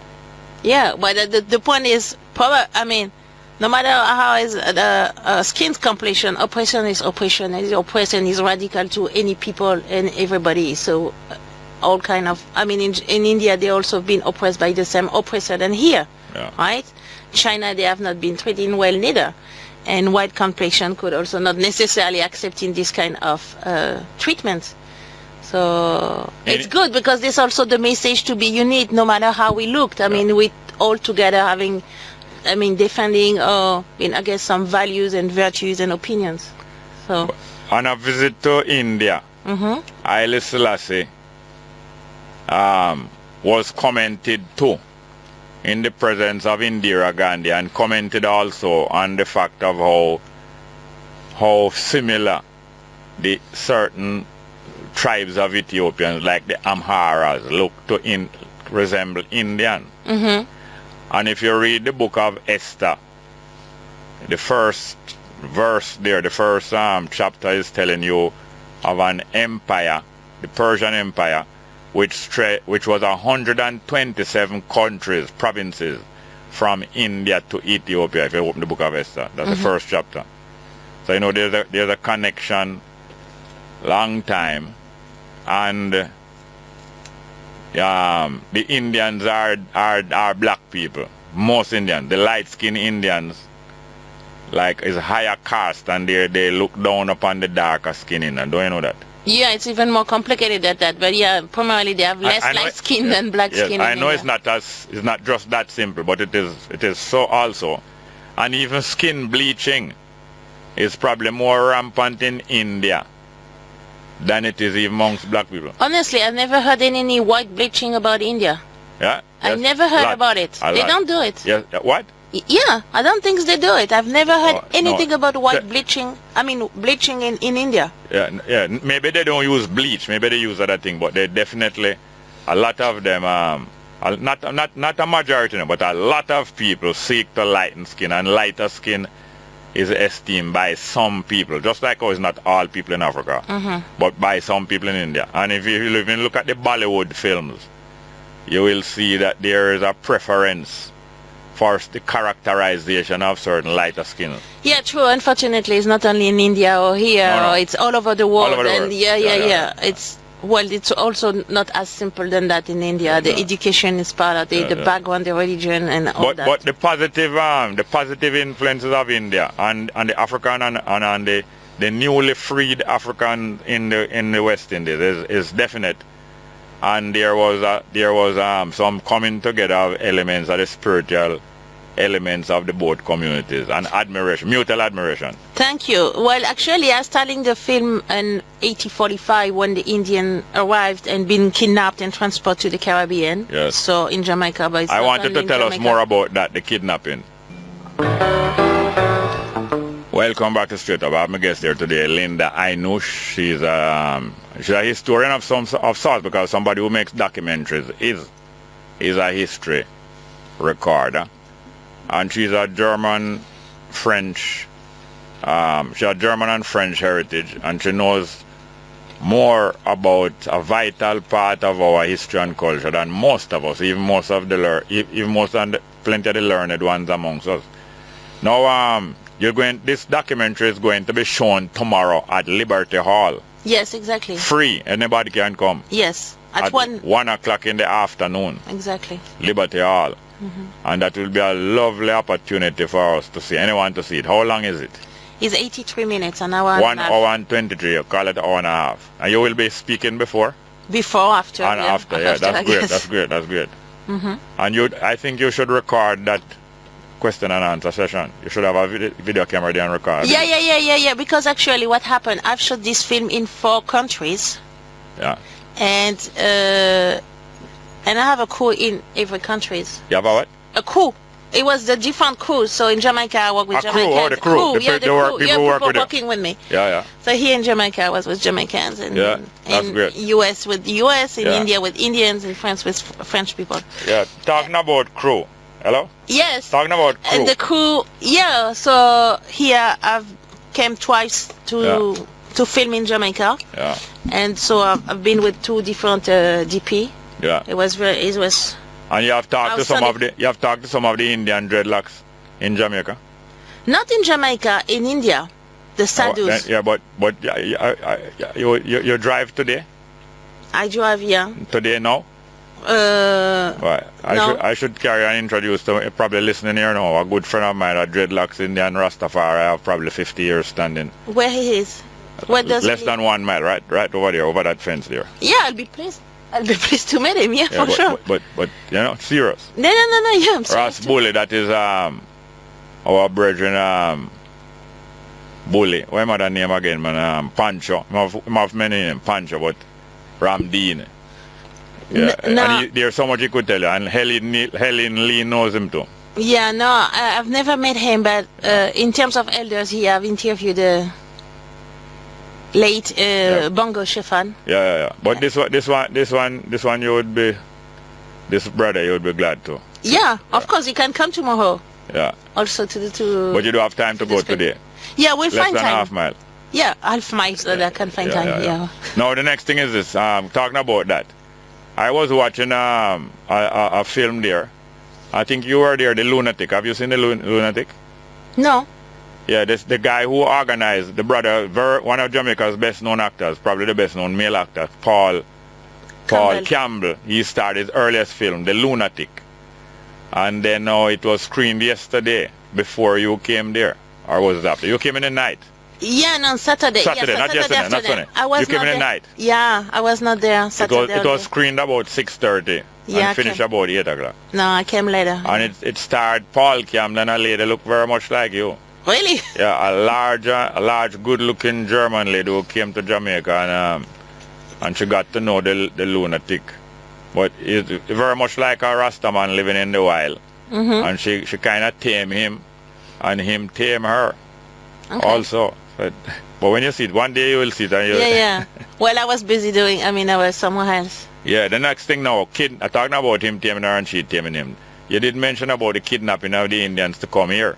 Oh yeah, of course. So there was also one of my main motivation to doing this film, that I never believed that the Indian came walking to the plantation in the Caribbean when they voluntarily because they were exactly oppressed and doing the same thing in their own country. Yes, exactly. The same time when England was capturing Africa and transporting Africans. Yes. They were capturing Indians and taking away their land. So I'm always wondering why there's this general thought that the Indians came like the migration. Yes.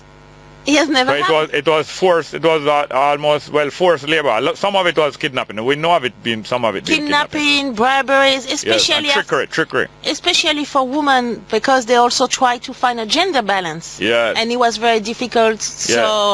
So what? Yeah. Yeah, they needed to bring a lot of women to accompany the Indian men who were brought here. Yeah. And they had to entice them and trick them. So there was also an idea to do this film and to, in a certain way, re-educate about this idea that Indian came voluntarily here. Some came by indentured labor, but part of the indentured labor, as you say, was contrived and tricky. Yeah. Because part of the deal was supposed to be, you come and you work 5 years, you get some pocket money and you get clothes and food.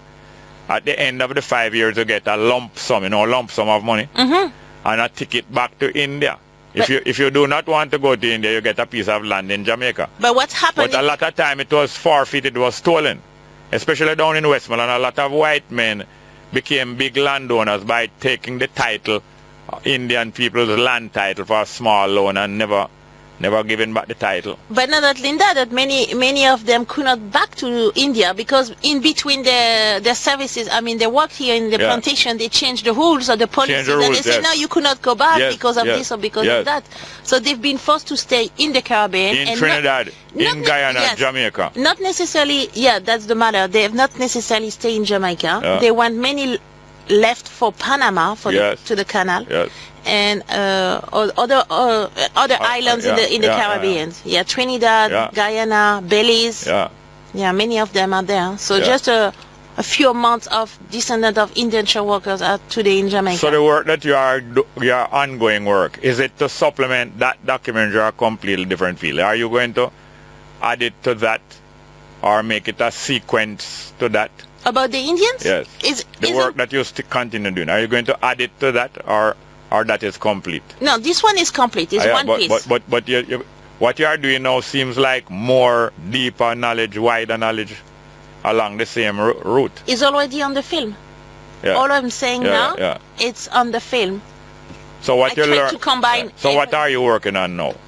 Well, promoting this is a huge job on itself. Yeah. And I'm looking for funding to start a new project, honestly, to be honest with you. I would like to do something in the Caribbean about maybe the woman filmmaker, how it's difficult to be filmmaker in the Caribbean. Yeah. I mean, I would like to focus on Cuba just to work on another language, and also because Cuba is specific in the Caribbean. Yeah, so but I'm not saying that I will not come back to Jamaica. Yeah. You know Maxine Walters? No. Jamaican woman filmmaker. She's here. Yeah, I don't know if she still live here, but she has been here from time to time. And you know Barbara Blake Hannah? Yes, I've heard of her. I've never met her actually. Yeah, she put on one of the earlier film festivals in Jamaica, but I don't know if it has survived. No, I don't think so. I think this film festival is... But I'm hoping that Paul Camlone, the one yesterday, over the weekend, I'm hoping that one will survive. Because it was very important. Did you see any of the... No. You didn't get to watch any of the screenings? Yeah, of course. Yeah, I've screened some screening, and the film also, Dreadlock Story, has been screened in Fairmont on Thursday evening. By the way, after I left there Saturday night, did Big Youth, the dance hall, did he come? No, he didn't come. But Benjamin was there? Yes, he was there. Yeah. So it was good. And I left actually Trelawney yesterday. Yeah, so you know Super Cat? Well, I know him. I know his name. You know he's an Indian. You know he's an Indian. Yeah, I know that. Yeah.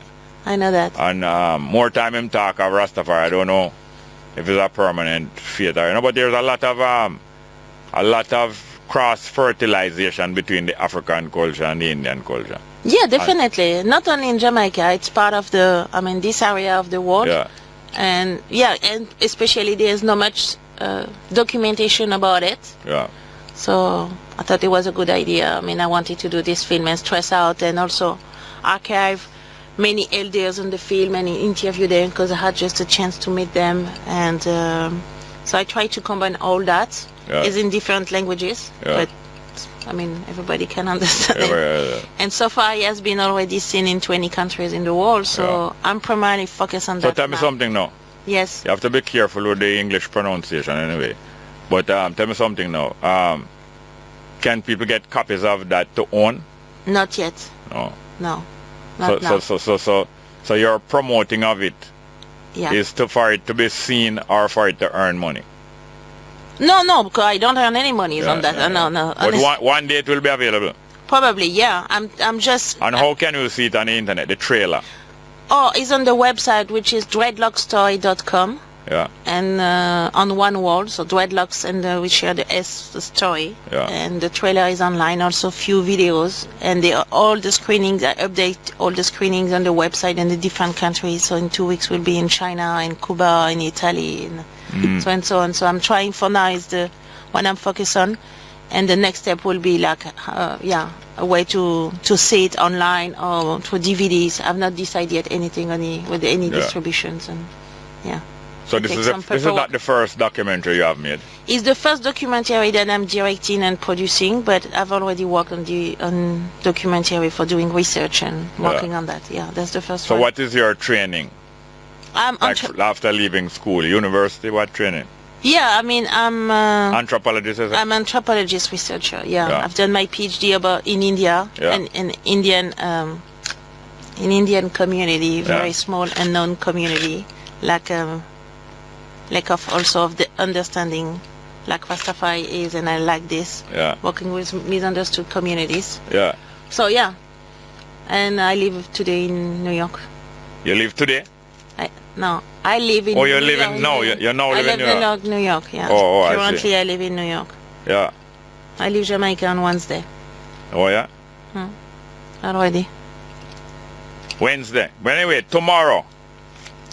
Tomorrow, this film will be screened at Liberty Hall and 1 o'clock, and it's free, and it's about the Indian dreadlock story, the hidden spiritual links between Jamaican Rastas and Indian Sadhus, the influence of India on the development of Rastafari way of life. The Rastafari philosophy is largely gleaned from Haile Selassie's thinking and so on, but the way of life now, living, eating, lifestyle, even hairstyle, the wider thing than the philosophy itself is highly influenced by the Indian Sadhu tradition and others. Yeah, and the Hindu. Yeah, Hindu, yeah. But thank you very much. I'm going to play a piece of music for my sister in there, Miss Lofters. Audrey Lofters, her birthday was on Friday. We weren't able to greet her Friday, but we certainly can do that now. Audrey Lofters' birthday Friday, and I hope she recover from the loss of her purse and her documents at the Aisha. What's the name of it? IFIAS Film Festival. At the IFIAS Film Festival, so we're going to play this with Miss Audrey Lofters. Birthday was Friday, the 13th of November. This one by Tootsie Bert.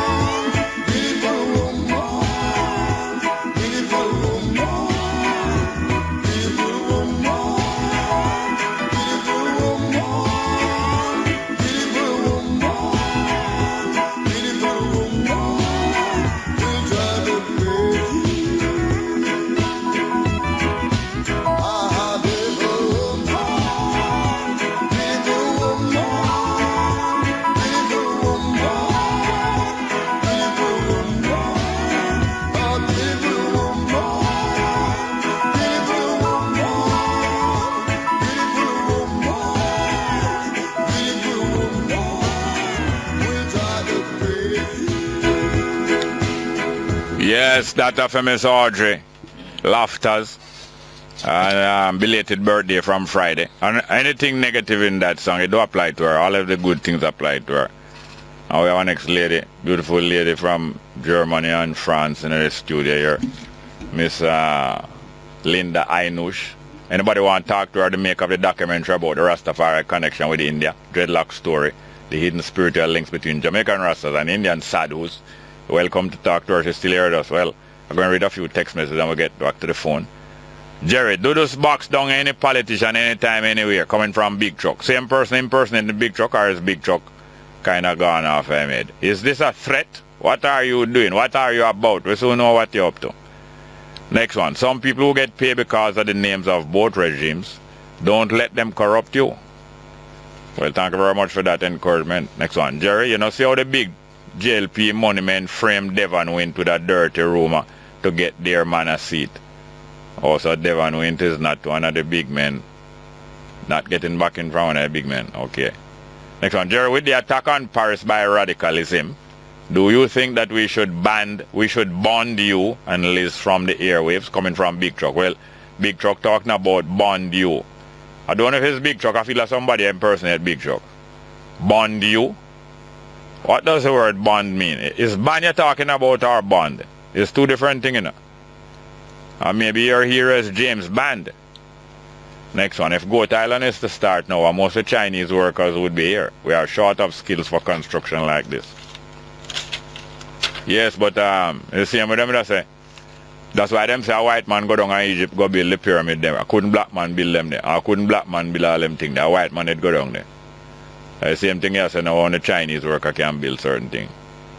Yes, the pyramid is not really in Egypt. Egypt is not really part of Africa. And so on and so forth. Let's get to the phone. Good morning. Welcome to Straight Up. Hello. Okay. How do you do? Morning, ma'am. How you doing, ma'am? I'm okay. Yeah. I just would like to ask some questions and then you have them answered. Yeah. One. I noticed that the Indians, those who I've met, my stepfather was one of them as well. Yeah. But they hide certain things, certain secrets. They hide it from us as black people. I wonder why they do this. And they hardly share, although they'll marry into us, they hardly share things that they know from us. And I've been proving it. A lady named Dr. Edna Tulloh. She was trained in England, and then she went in the nooks and corners of Africa, came back here, and was opening our attention to certain things. Yeah. I remember we went to yoga once with this Indian lady. Yeah. She's one of the top person in India, and she came and she was teaching different kind of things, but when you ask certain questions, she would not answer. Yeah. And like I what question? Like they hide things. What question you ask her and she wouldn't answer? Huh? What question you ask her and she wouldn't answer? I don't remember the questions, but there were questions that were asked that she didn't answer. I started looking at them. I didn't participate in eating from them or anything. Yeah. I was just watching what was happening. I don't remember the questions. What questions did they answer? Huh? What questions did they answer? They would answer questions like, why do you eat certain food? They would tell you that their ancestors told them or guide them to eat them and those kind of things. Yeah. Right? But I'll give you the latest understanding with one. One of them is she makes beautiful Indian curry, and she's getting old now. And I said, couldn't you pass this down to some of our youths so that they can be able to make these curry, maybe to help them in the future? And she gave 101 reason why she can't teach them. You understand? Yeah. And she's an elder and an old woman. You understand? Mm. And I'm wondering why they keep on hiding things. Who is this they? Why we open up everything to them. Who is this they? Who is this they that hiding these things? Who? It's an Indian. No, one Indian. Then why you saying they like it's all Indians identity? I've been around with Indians. Yeah. On a whole. Yeah. Right? As I told you, my stepfather was one of them. Don't take too long to tell you, explain to me. Right? Yeah. So it's not only this lady. I'm talking about different ones. Oh, so you say Indians hiding from you, and you are European or African? I'm an African. But you know that some people say that African hide things from people, and when you talk to black people, them trick you and tell you all kind of lie and smile, but them not really mean that, and black people are Nancy. And every race, elements of every race have different stories and images and prejudice about every other race, you know. I see. You know that? And white people trick you can't believe what them I say. And Chinese inscrutable, that me you can't look through them and see inside of them. All of these things is the same description, you know. I see. But thank you very much, dear ma'am. Oh, okay. I don't care to answer anything else that you're asking me. Good morning and welcome to Straight Up. Hello. Next one, please. Hey, but yes, we have I want to hear some friends of Linda Inush, also my when I can adopt them as friends out.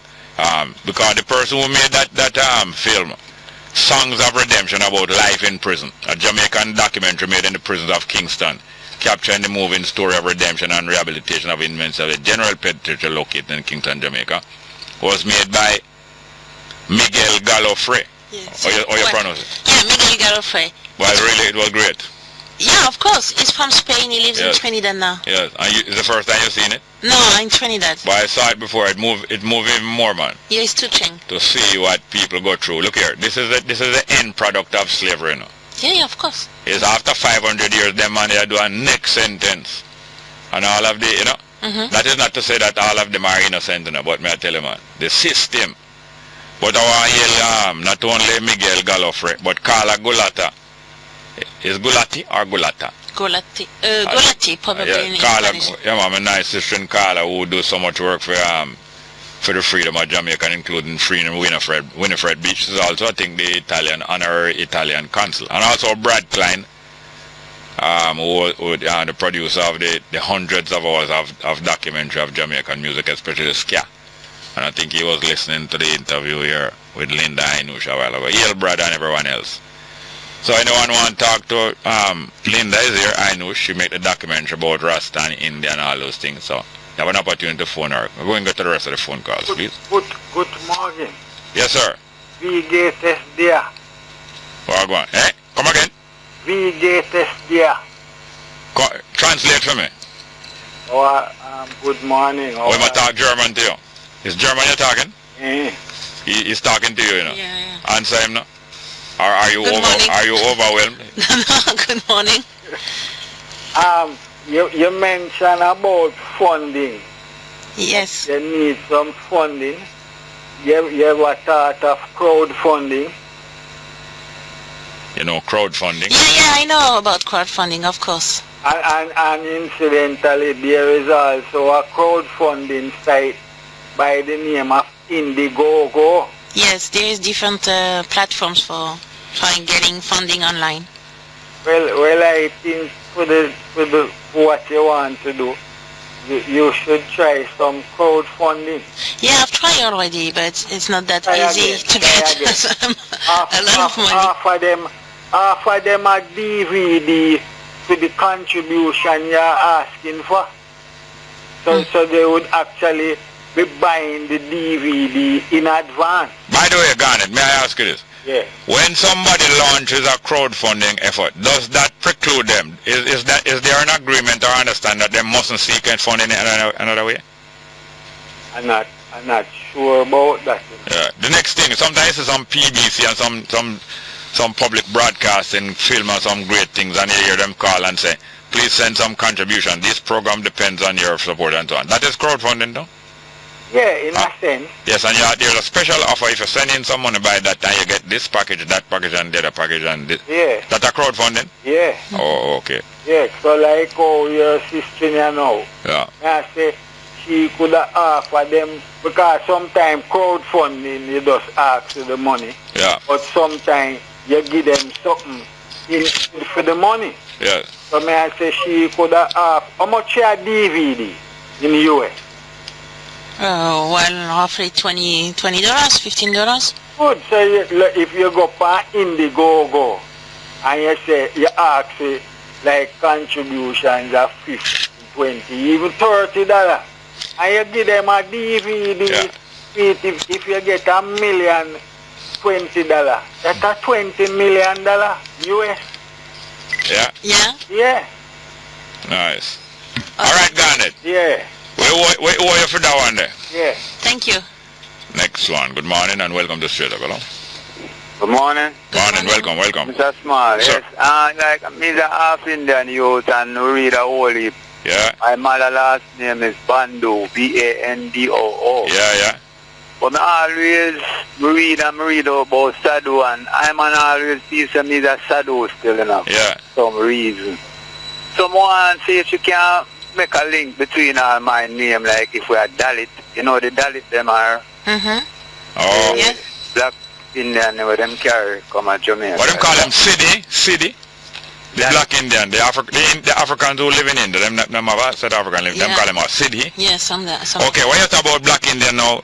The ones that they took from India, like specifically where like South India, Central India, East India, West India. There are specifically location where them took them from. Someone do a research for my mother last name. Bandoo or DOU? Bandoo. Okay, yes.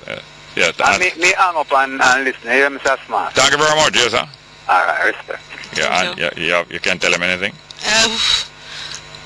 About the different parts of India that they they have been taken in different parts of India, and sometimes from the north they send them to the south before put them on the ships and send them in different islands to the Caribbean. So it's hard to trace back. But if you want to have more, eventually looking for information about your family or your ancestors, maybe you should dig by the archive here in Spanish Town, even in London. You have more in the British archive. They have books and registers who have been in a... but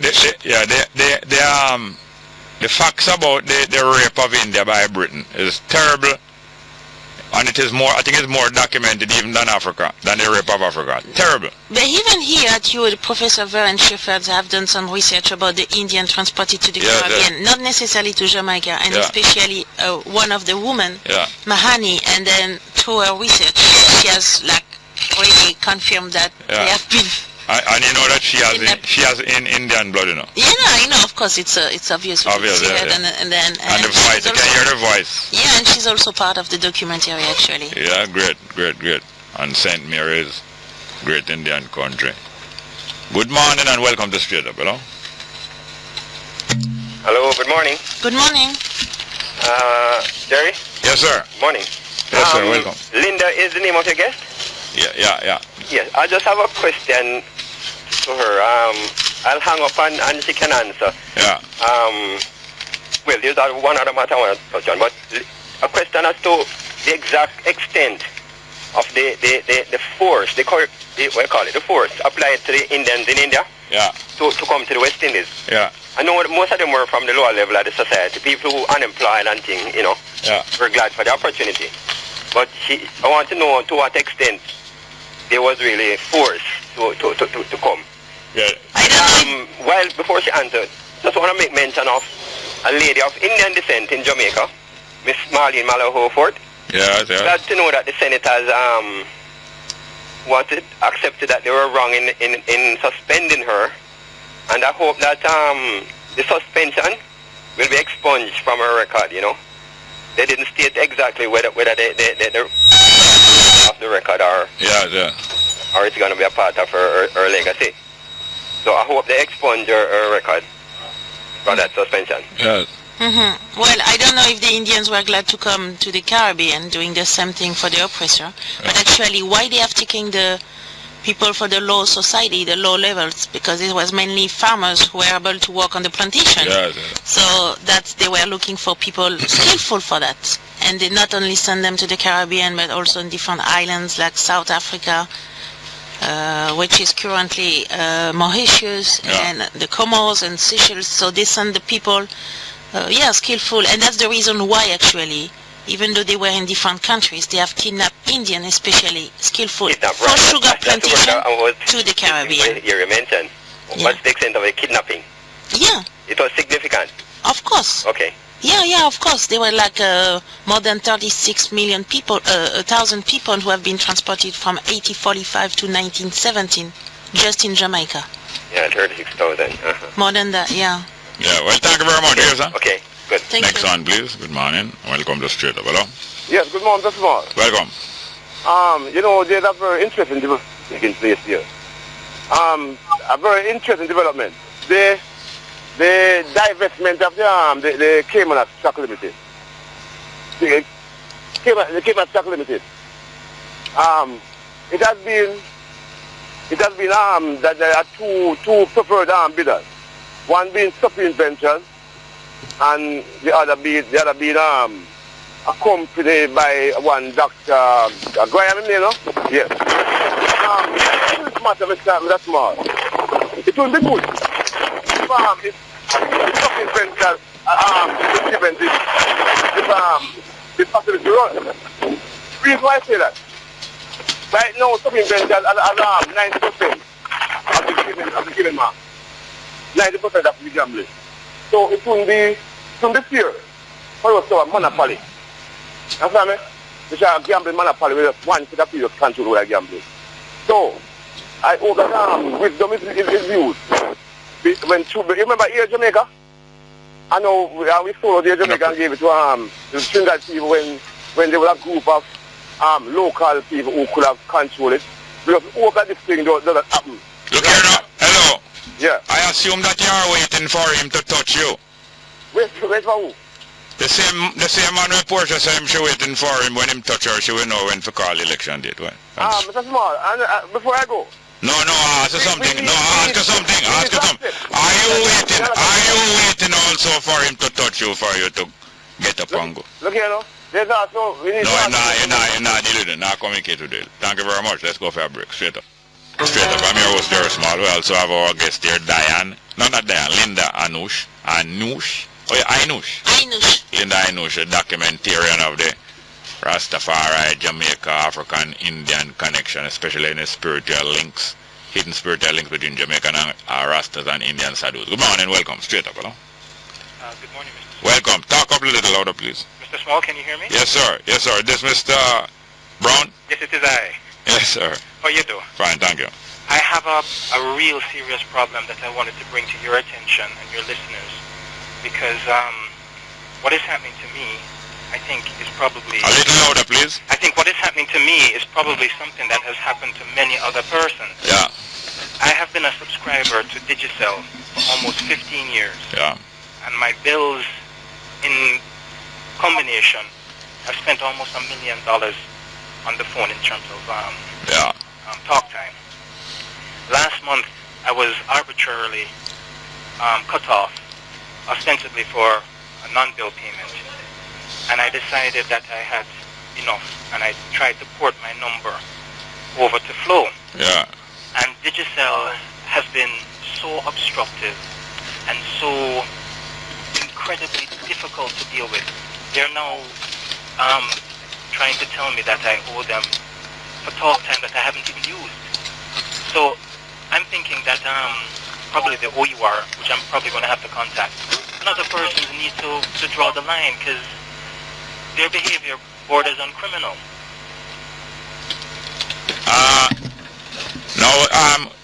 So when your number has been inactive and they disconnected, sometimes have they given away your number to somebody else also? No, the process and procedure has it that the request is made by me or the person who wants to unsubscribe or to port the number somewhere else, and a procedure follows where they check to make sure that you don't have any... Yeah, but quickly, I just wanted to ask you quickly if they had taken away your number. No, as far as I'm aware, okay, all right. Now, when your service is discontinued for non-use, frequently, what the ploy is that you're not using it enough, and therefore, they disconnect your service, and therefore to make up for not using it, in other words, they never get no money for your last month for phone card. You have to buy a phone card now effectively, buying in the back. Like you owe them in the back and you buy one now and then you connect and then you have to catch up back and buy probably 2 this month, otherwise you find yourself back at square one. It's it's a postpaid number, so I get a bill every month. Oh, yes. And there is a security deposit. Yeah. The security deposit more than could have covered the bill that they discussed. Yeah, by the way, have you spoken to them on the phone? Oh, yes. But you haven't gone into the office? No. I find speaking on the phone when you're troubleshooting and all, troubleshooting is hard, but when it comes to really dealing with a solving problem, I find that it's better for you to invest an hour or an hour and a half and go into the place and try to some other business in the same area that is not a complete waste of time. I understand. And thanks very much, Mr. Thank you very much, dear sir. And take care. Thank you very much. All right, bye. Next one, good morning, welcome straight up, hello. Jerry, good morning. Morning, ma'am. Good morning. You alright? You alright? You alright? No, are you alright? You are more important. Are you alright? No, I'm blessed. No, you're blessed, but I wonder if you're alright. Are you all there? I said I'm blessed. Are you all there? Jerry, I'm blessed with that spiritualness that Portia talking about. Oh, did he touch you? Him always a touch me, Jerry. What did you say? You have good touch and you have bad touch? What? You have good touch and you have bad touch? No, the good touch, Jerry. Which one of the touch Portia talking about when she said she waiting for him to touch her? The good one, the good one. I trust that it is so. Jerry. Yes, ma'am. And it's not hardly, he's not allowed to do so. He can draw her tongue, but he mustn't touch her. Jerry, get some sign out. Yes, ma'am. Send me and this brother your family. Which brother? The one with David? L.A. Louis, I'm a but I thought I suspected that long ago. But nobody is perfect.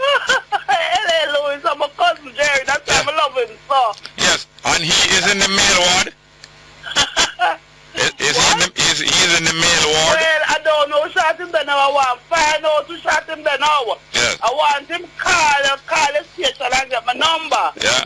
You understand? Come up to talk to him. Yes. And Jerry, you know what you say? Yes, ma'am.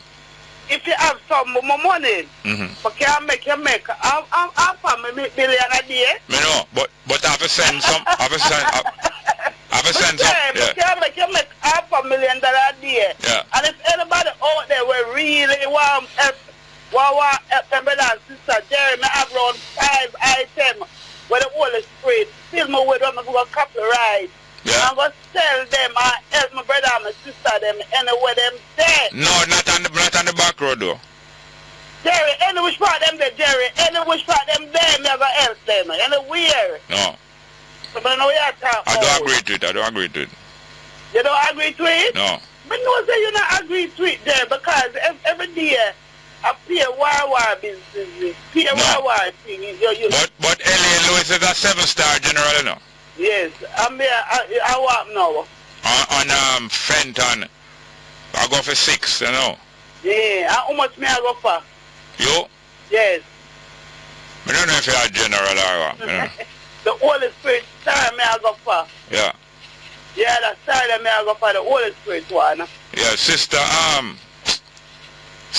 what the gospel singer name we pastor there now? It's Scully, Sister Scully. Yeah. We should play something by Sister Scully, see if we can help you. And listen to Jerry, listen now Jerry. Tell Portia say. Yeah. She must not call no election now. No. She have an ear to work, some more work, and Jerry. Yeah. If the people in Jamaica think that when JLC win it, it's a go worse. Can you see everything where PNP set now? Yeah. And the IMF are go good and the money kind of run. Yeah. Them are come, them now go abide by them move to say the PNP thing. Yeah. Them are go change it up and then no things are get harder. Yes. And then them are go make it look like the PNP. Leave it so. Yes. You understand? Yes. The people them to stick with it. Get the woman a next term. Yeah. You understand? Yeah. Because when she stand up there, like me stand up there, and your wife up there, and your daughter up there. Yes, the man them too much years. Yeah. Look how much of them, listen. Yeah. A Babs Grange, Andrew for step down. down and get the opposition leader too. Yeah, get to the Babsy. Yes, give it to Babsy and make two women go at go head to head. Make two women go head. Win this time. Make two women go. But push I win. Make Babsy because hold on. Opposition leader. You want two women to go head to head? Yes. No, we don't want no same-sex parliament. Jerry, me don't know what you would have done, you know. Me don't know what you would have done. And they appear them things that you would have done. It's not that I don't want Babsy get the headship, you know. But yes, and she forget it, and she them forget. And say if things will change. Yeah, things change what? She forget it. What will change? What will change if Babsy get it? The parliament with the JLP them will run better. Oh. And the people them, Babsy is a woman and should know about you understand? Yes, all right, I have to go. Thank you very much, yeah? All right, well, you have to take the thing. You must take the things, you know. What? You must take the things. You must take it too. Take the things, them. You must take it too. And they drink plenty of water after you take it. No, man, I always drink enough water, a blessing, man, a spiritual holy water, man, healing and everything. Yeah, and you can't drink your urine to it help, you know. You do them things they do, Jerry. No, you. No, Jerry, not me, Jerry. It's not only whooping cough. I don't know about them things there. No, it's not only whooping cough and drink rat soup too. Hello? You, no, man, are you, Jerry, are you... Jerry, I know you already drink the mad puss soup, but you must drink the rat soup too. Jerry, you. All right, call me when you feel better, yeah? All right, later. Good morning. Welcome to Straight Up, hello? Yeah. Yes, sir, welcome. Hey, the bridging about the phone. Yeah. I don't know if you can put a number when you have one company in a dispute. But that is what I was wondering, if it's because of that, because I'm not going to want to let you go.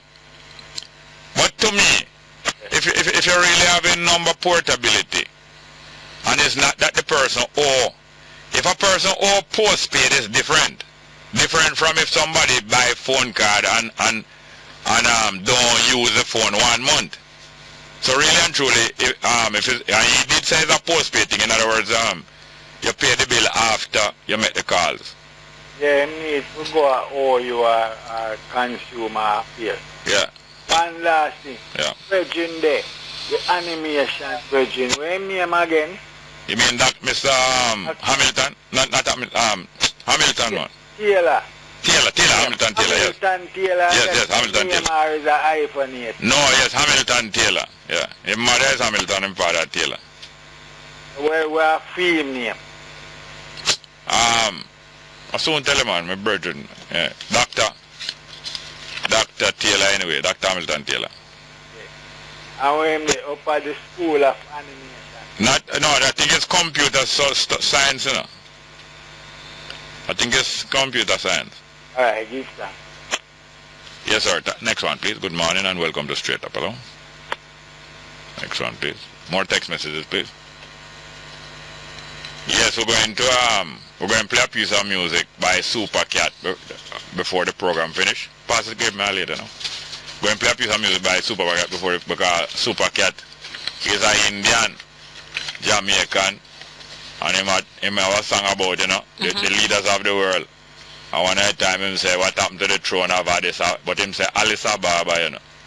But I really Addis Ababa, it means still. But we're going to play before the program finish. Text message. Jerry, that private sector crime plan sounds more like crap to me.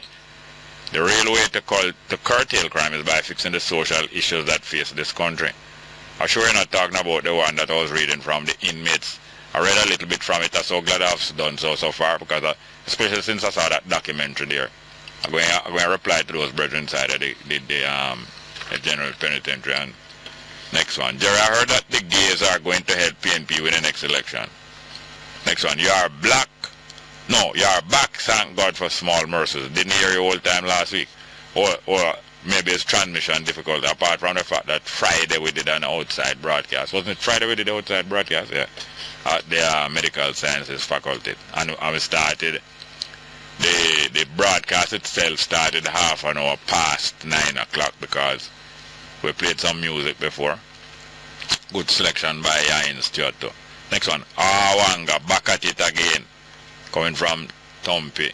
Wanga at it again, coming from Tompi in Olympic Gardens. Yeah, man. Next one, Morning Bongo. The young man who found 100 grand and returned to his owner was highlighted on TV this morning. Security Everton of Central. Well, thank you very much, Security Everton.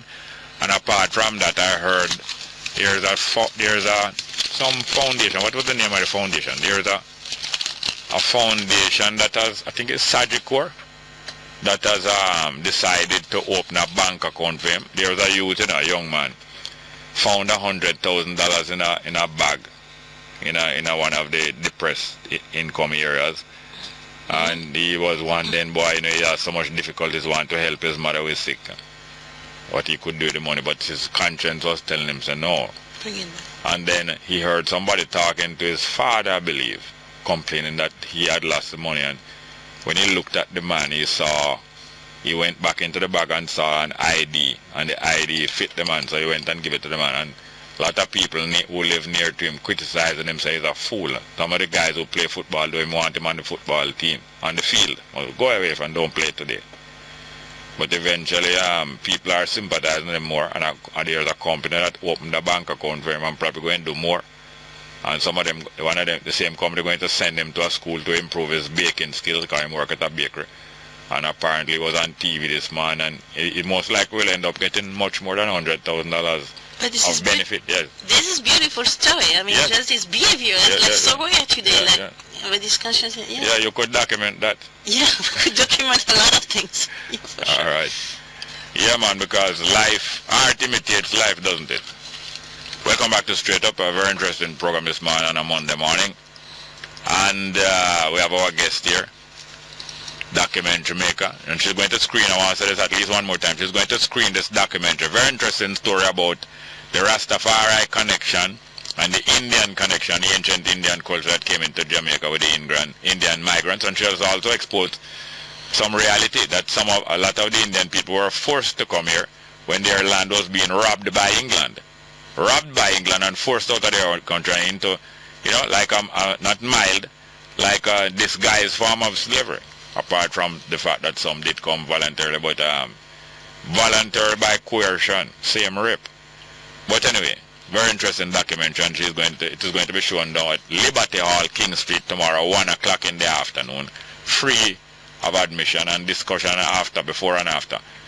More text message. Jerry, best take insult for invitation. She don't know the difference. Matter of fact, she take invitation, the invitation to come here. She take it for an opportunity to insult. That's what she did, She take the opportunity to come here and reason and to discuss. Them take it the opportunity.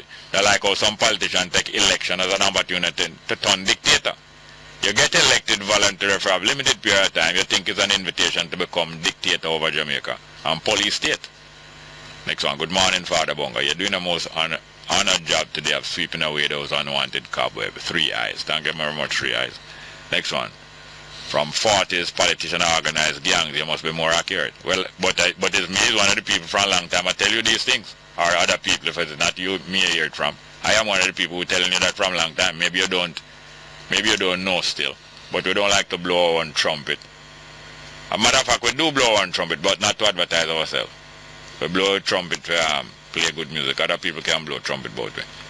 Next one. Hello, my neighbors. Good morning. I am 18 years old from Old Harbour. My name is Elaine. I'm begging a TV for my grandmother. The one she have stopped working and she can't afford one. She really need it.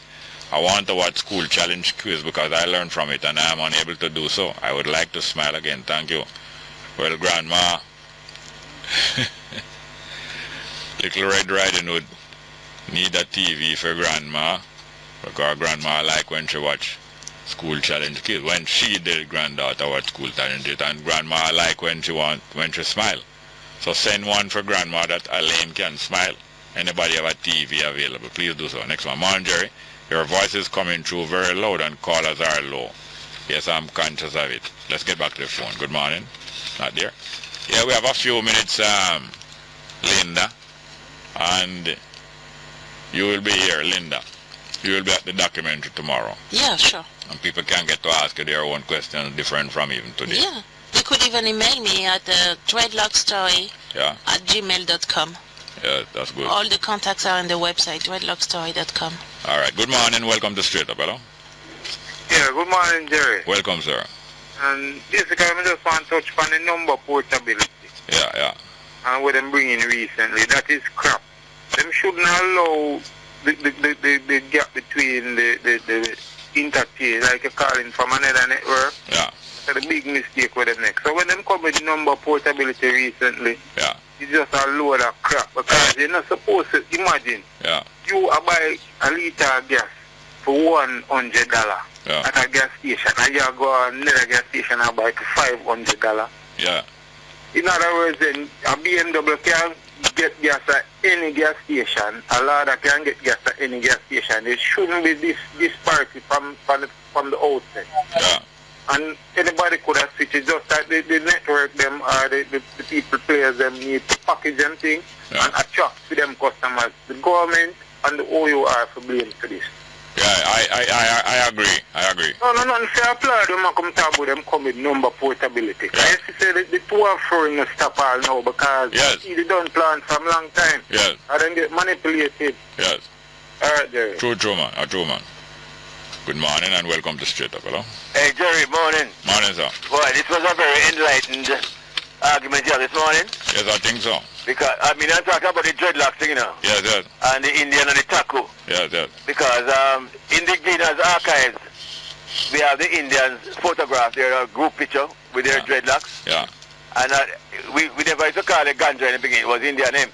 Yeah. Yeah, and I heard some new Rastas who are saying that everybody is jumping on the bandwagon and whatnot, and they don't know the history. So it was very enlightening that some of them will realize that, how we didn't start with dreadlocks.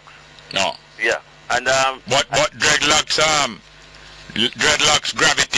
lot of dreadlocks gravitated to him, and it was when Howell's camp was broken up 54, 55, 56, that some of these dreadlocks came out on the street and were seen in numbers for the first time. Because they were like the Indians were not really have a good cast. Yeah, ascetic and hermit thing. Yeah. And the other thing again is that the Rastas that I knew originally from Howell time, they buy out all the brilliantine, The brilliantine. Yeah, man. Yeah, that's a hair cream. Make your hair wavy. Shine, man, shine. Yeah. And they always work with a staff, the rod. So them put the brilliantine in the dreadlock? No, man, it wasn't dread, man. They just did not cut their hair. Oh, the comb some. That's the comb some, yeah. Yeah. What that means that the Nazarene vow that you should not cut the hair. Yes. But it was not locks at that time. No comb, yes. So them call them hair on them time. Yeah, man. So everybody would be pulling the precept. Yes. And it was allowed to go as long as possible. Yes. And then a man would, in those days, Ethiopia shall stretch for his hand. Yes. No brill cream, you say? Palmolive brilliantine. Oh, yeah, Palmolive. Made in Jamaica. Yes. So those guys were very proud. Yeah. And knowledgeable, and they always walk with the Bible to give you the Solomonic. Yeah, man. Lineage. Yeah, man. I used to see them especially in Rallington town. Yeah, man. And we in Montego Bay, they used to have every Sunday night there was a big gathering in Nyabingi. Yeah. A meeting, reading and chanting. Yeah. And singing. So anyway, what happens is that we have to know our history the right way. Yeah, man. Yeah, bless up, brethren. Yeah, man. Thank you very much. We have 1 minute. Good morning and welcome to Straight Up. Hello? Next one. Good morning. Welcome. Hello, Jerry. Yes, sir. Welcome. We have a minute. Go on, man. Yeah, we have a minute. Yeah, just not long. Your friend, they cut out like from my ear and I switch and jump over and find our jar. Yeah. I'm here just in time for your bet with Mr. Mullins. Yeah. Yeah. But you talk about the thing going on in France. But me and my man said, so you justify, are you justifying, the action that the blowing up? He said, no. Says you have to pull teeth.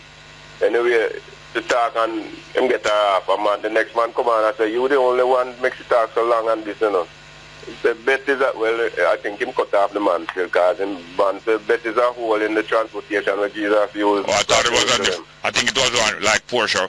Pernell was saying it's not his hole, it's Porsche. I thought it was going to say bet is one of Porsche. But look here, I have a cut now, no feel away. Yes, sir.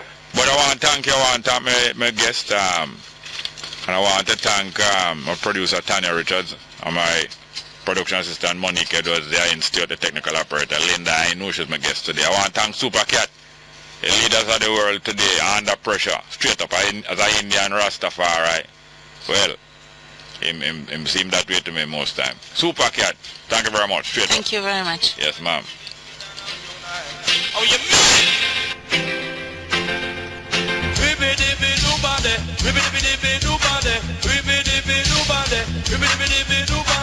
Easy, Mr. Cat, you want it down. Yes, easy, Mr. Cat, you want it down. Yes, we're going to sting them like a beast and bite them like a scorpion. Anywhere we pass, we'll be on the mic condition. We call it under pressure the world, under pressure to the friend. Under pressure the world, under pressure to the mother. Under pressure the world, under pressure to the leaders of the world, and them a fight with power. And one of them a say him control America. The next one a say him rule in Russia. And one of them a say him control China. The next one a say him control Cuba. One a rule Libya, one rule Uganda. But me say gunshot a bust up in a Nicaragua. And every day them get up training like a gorilla.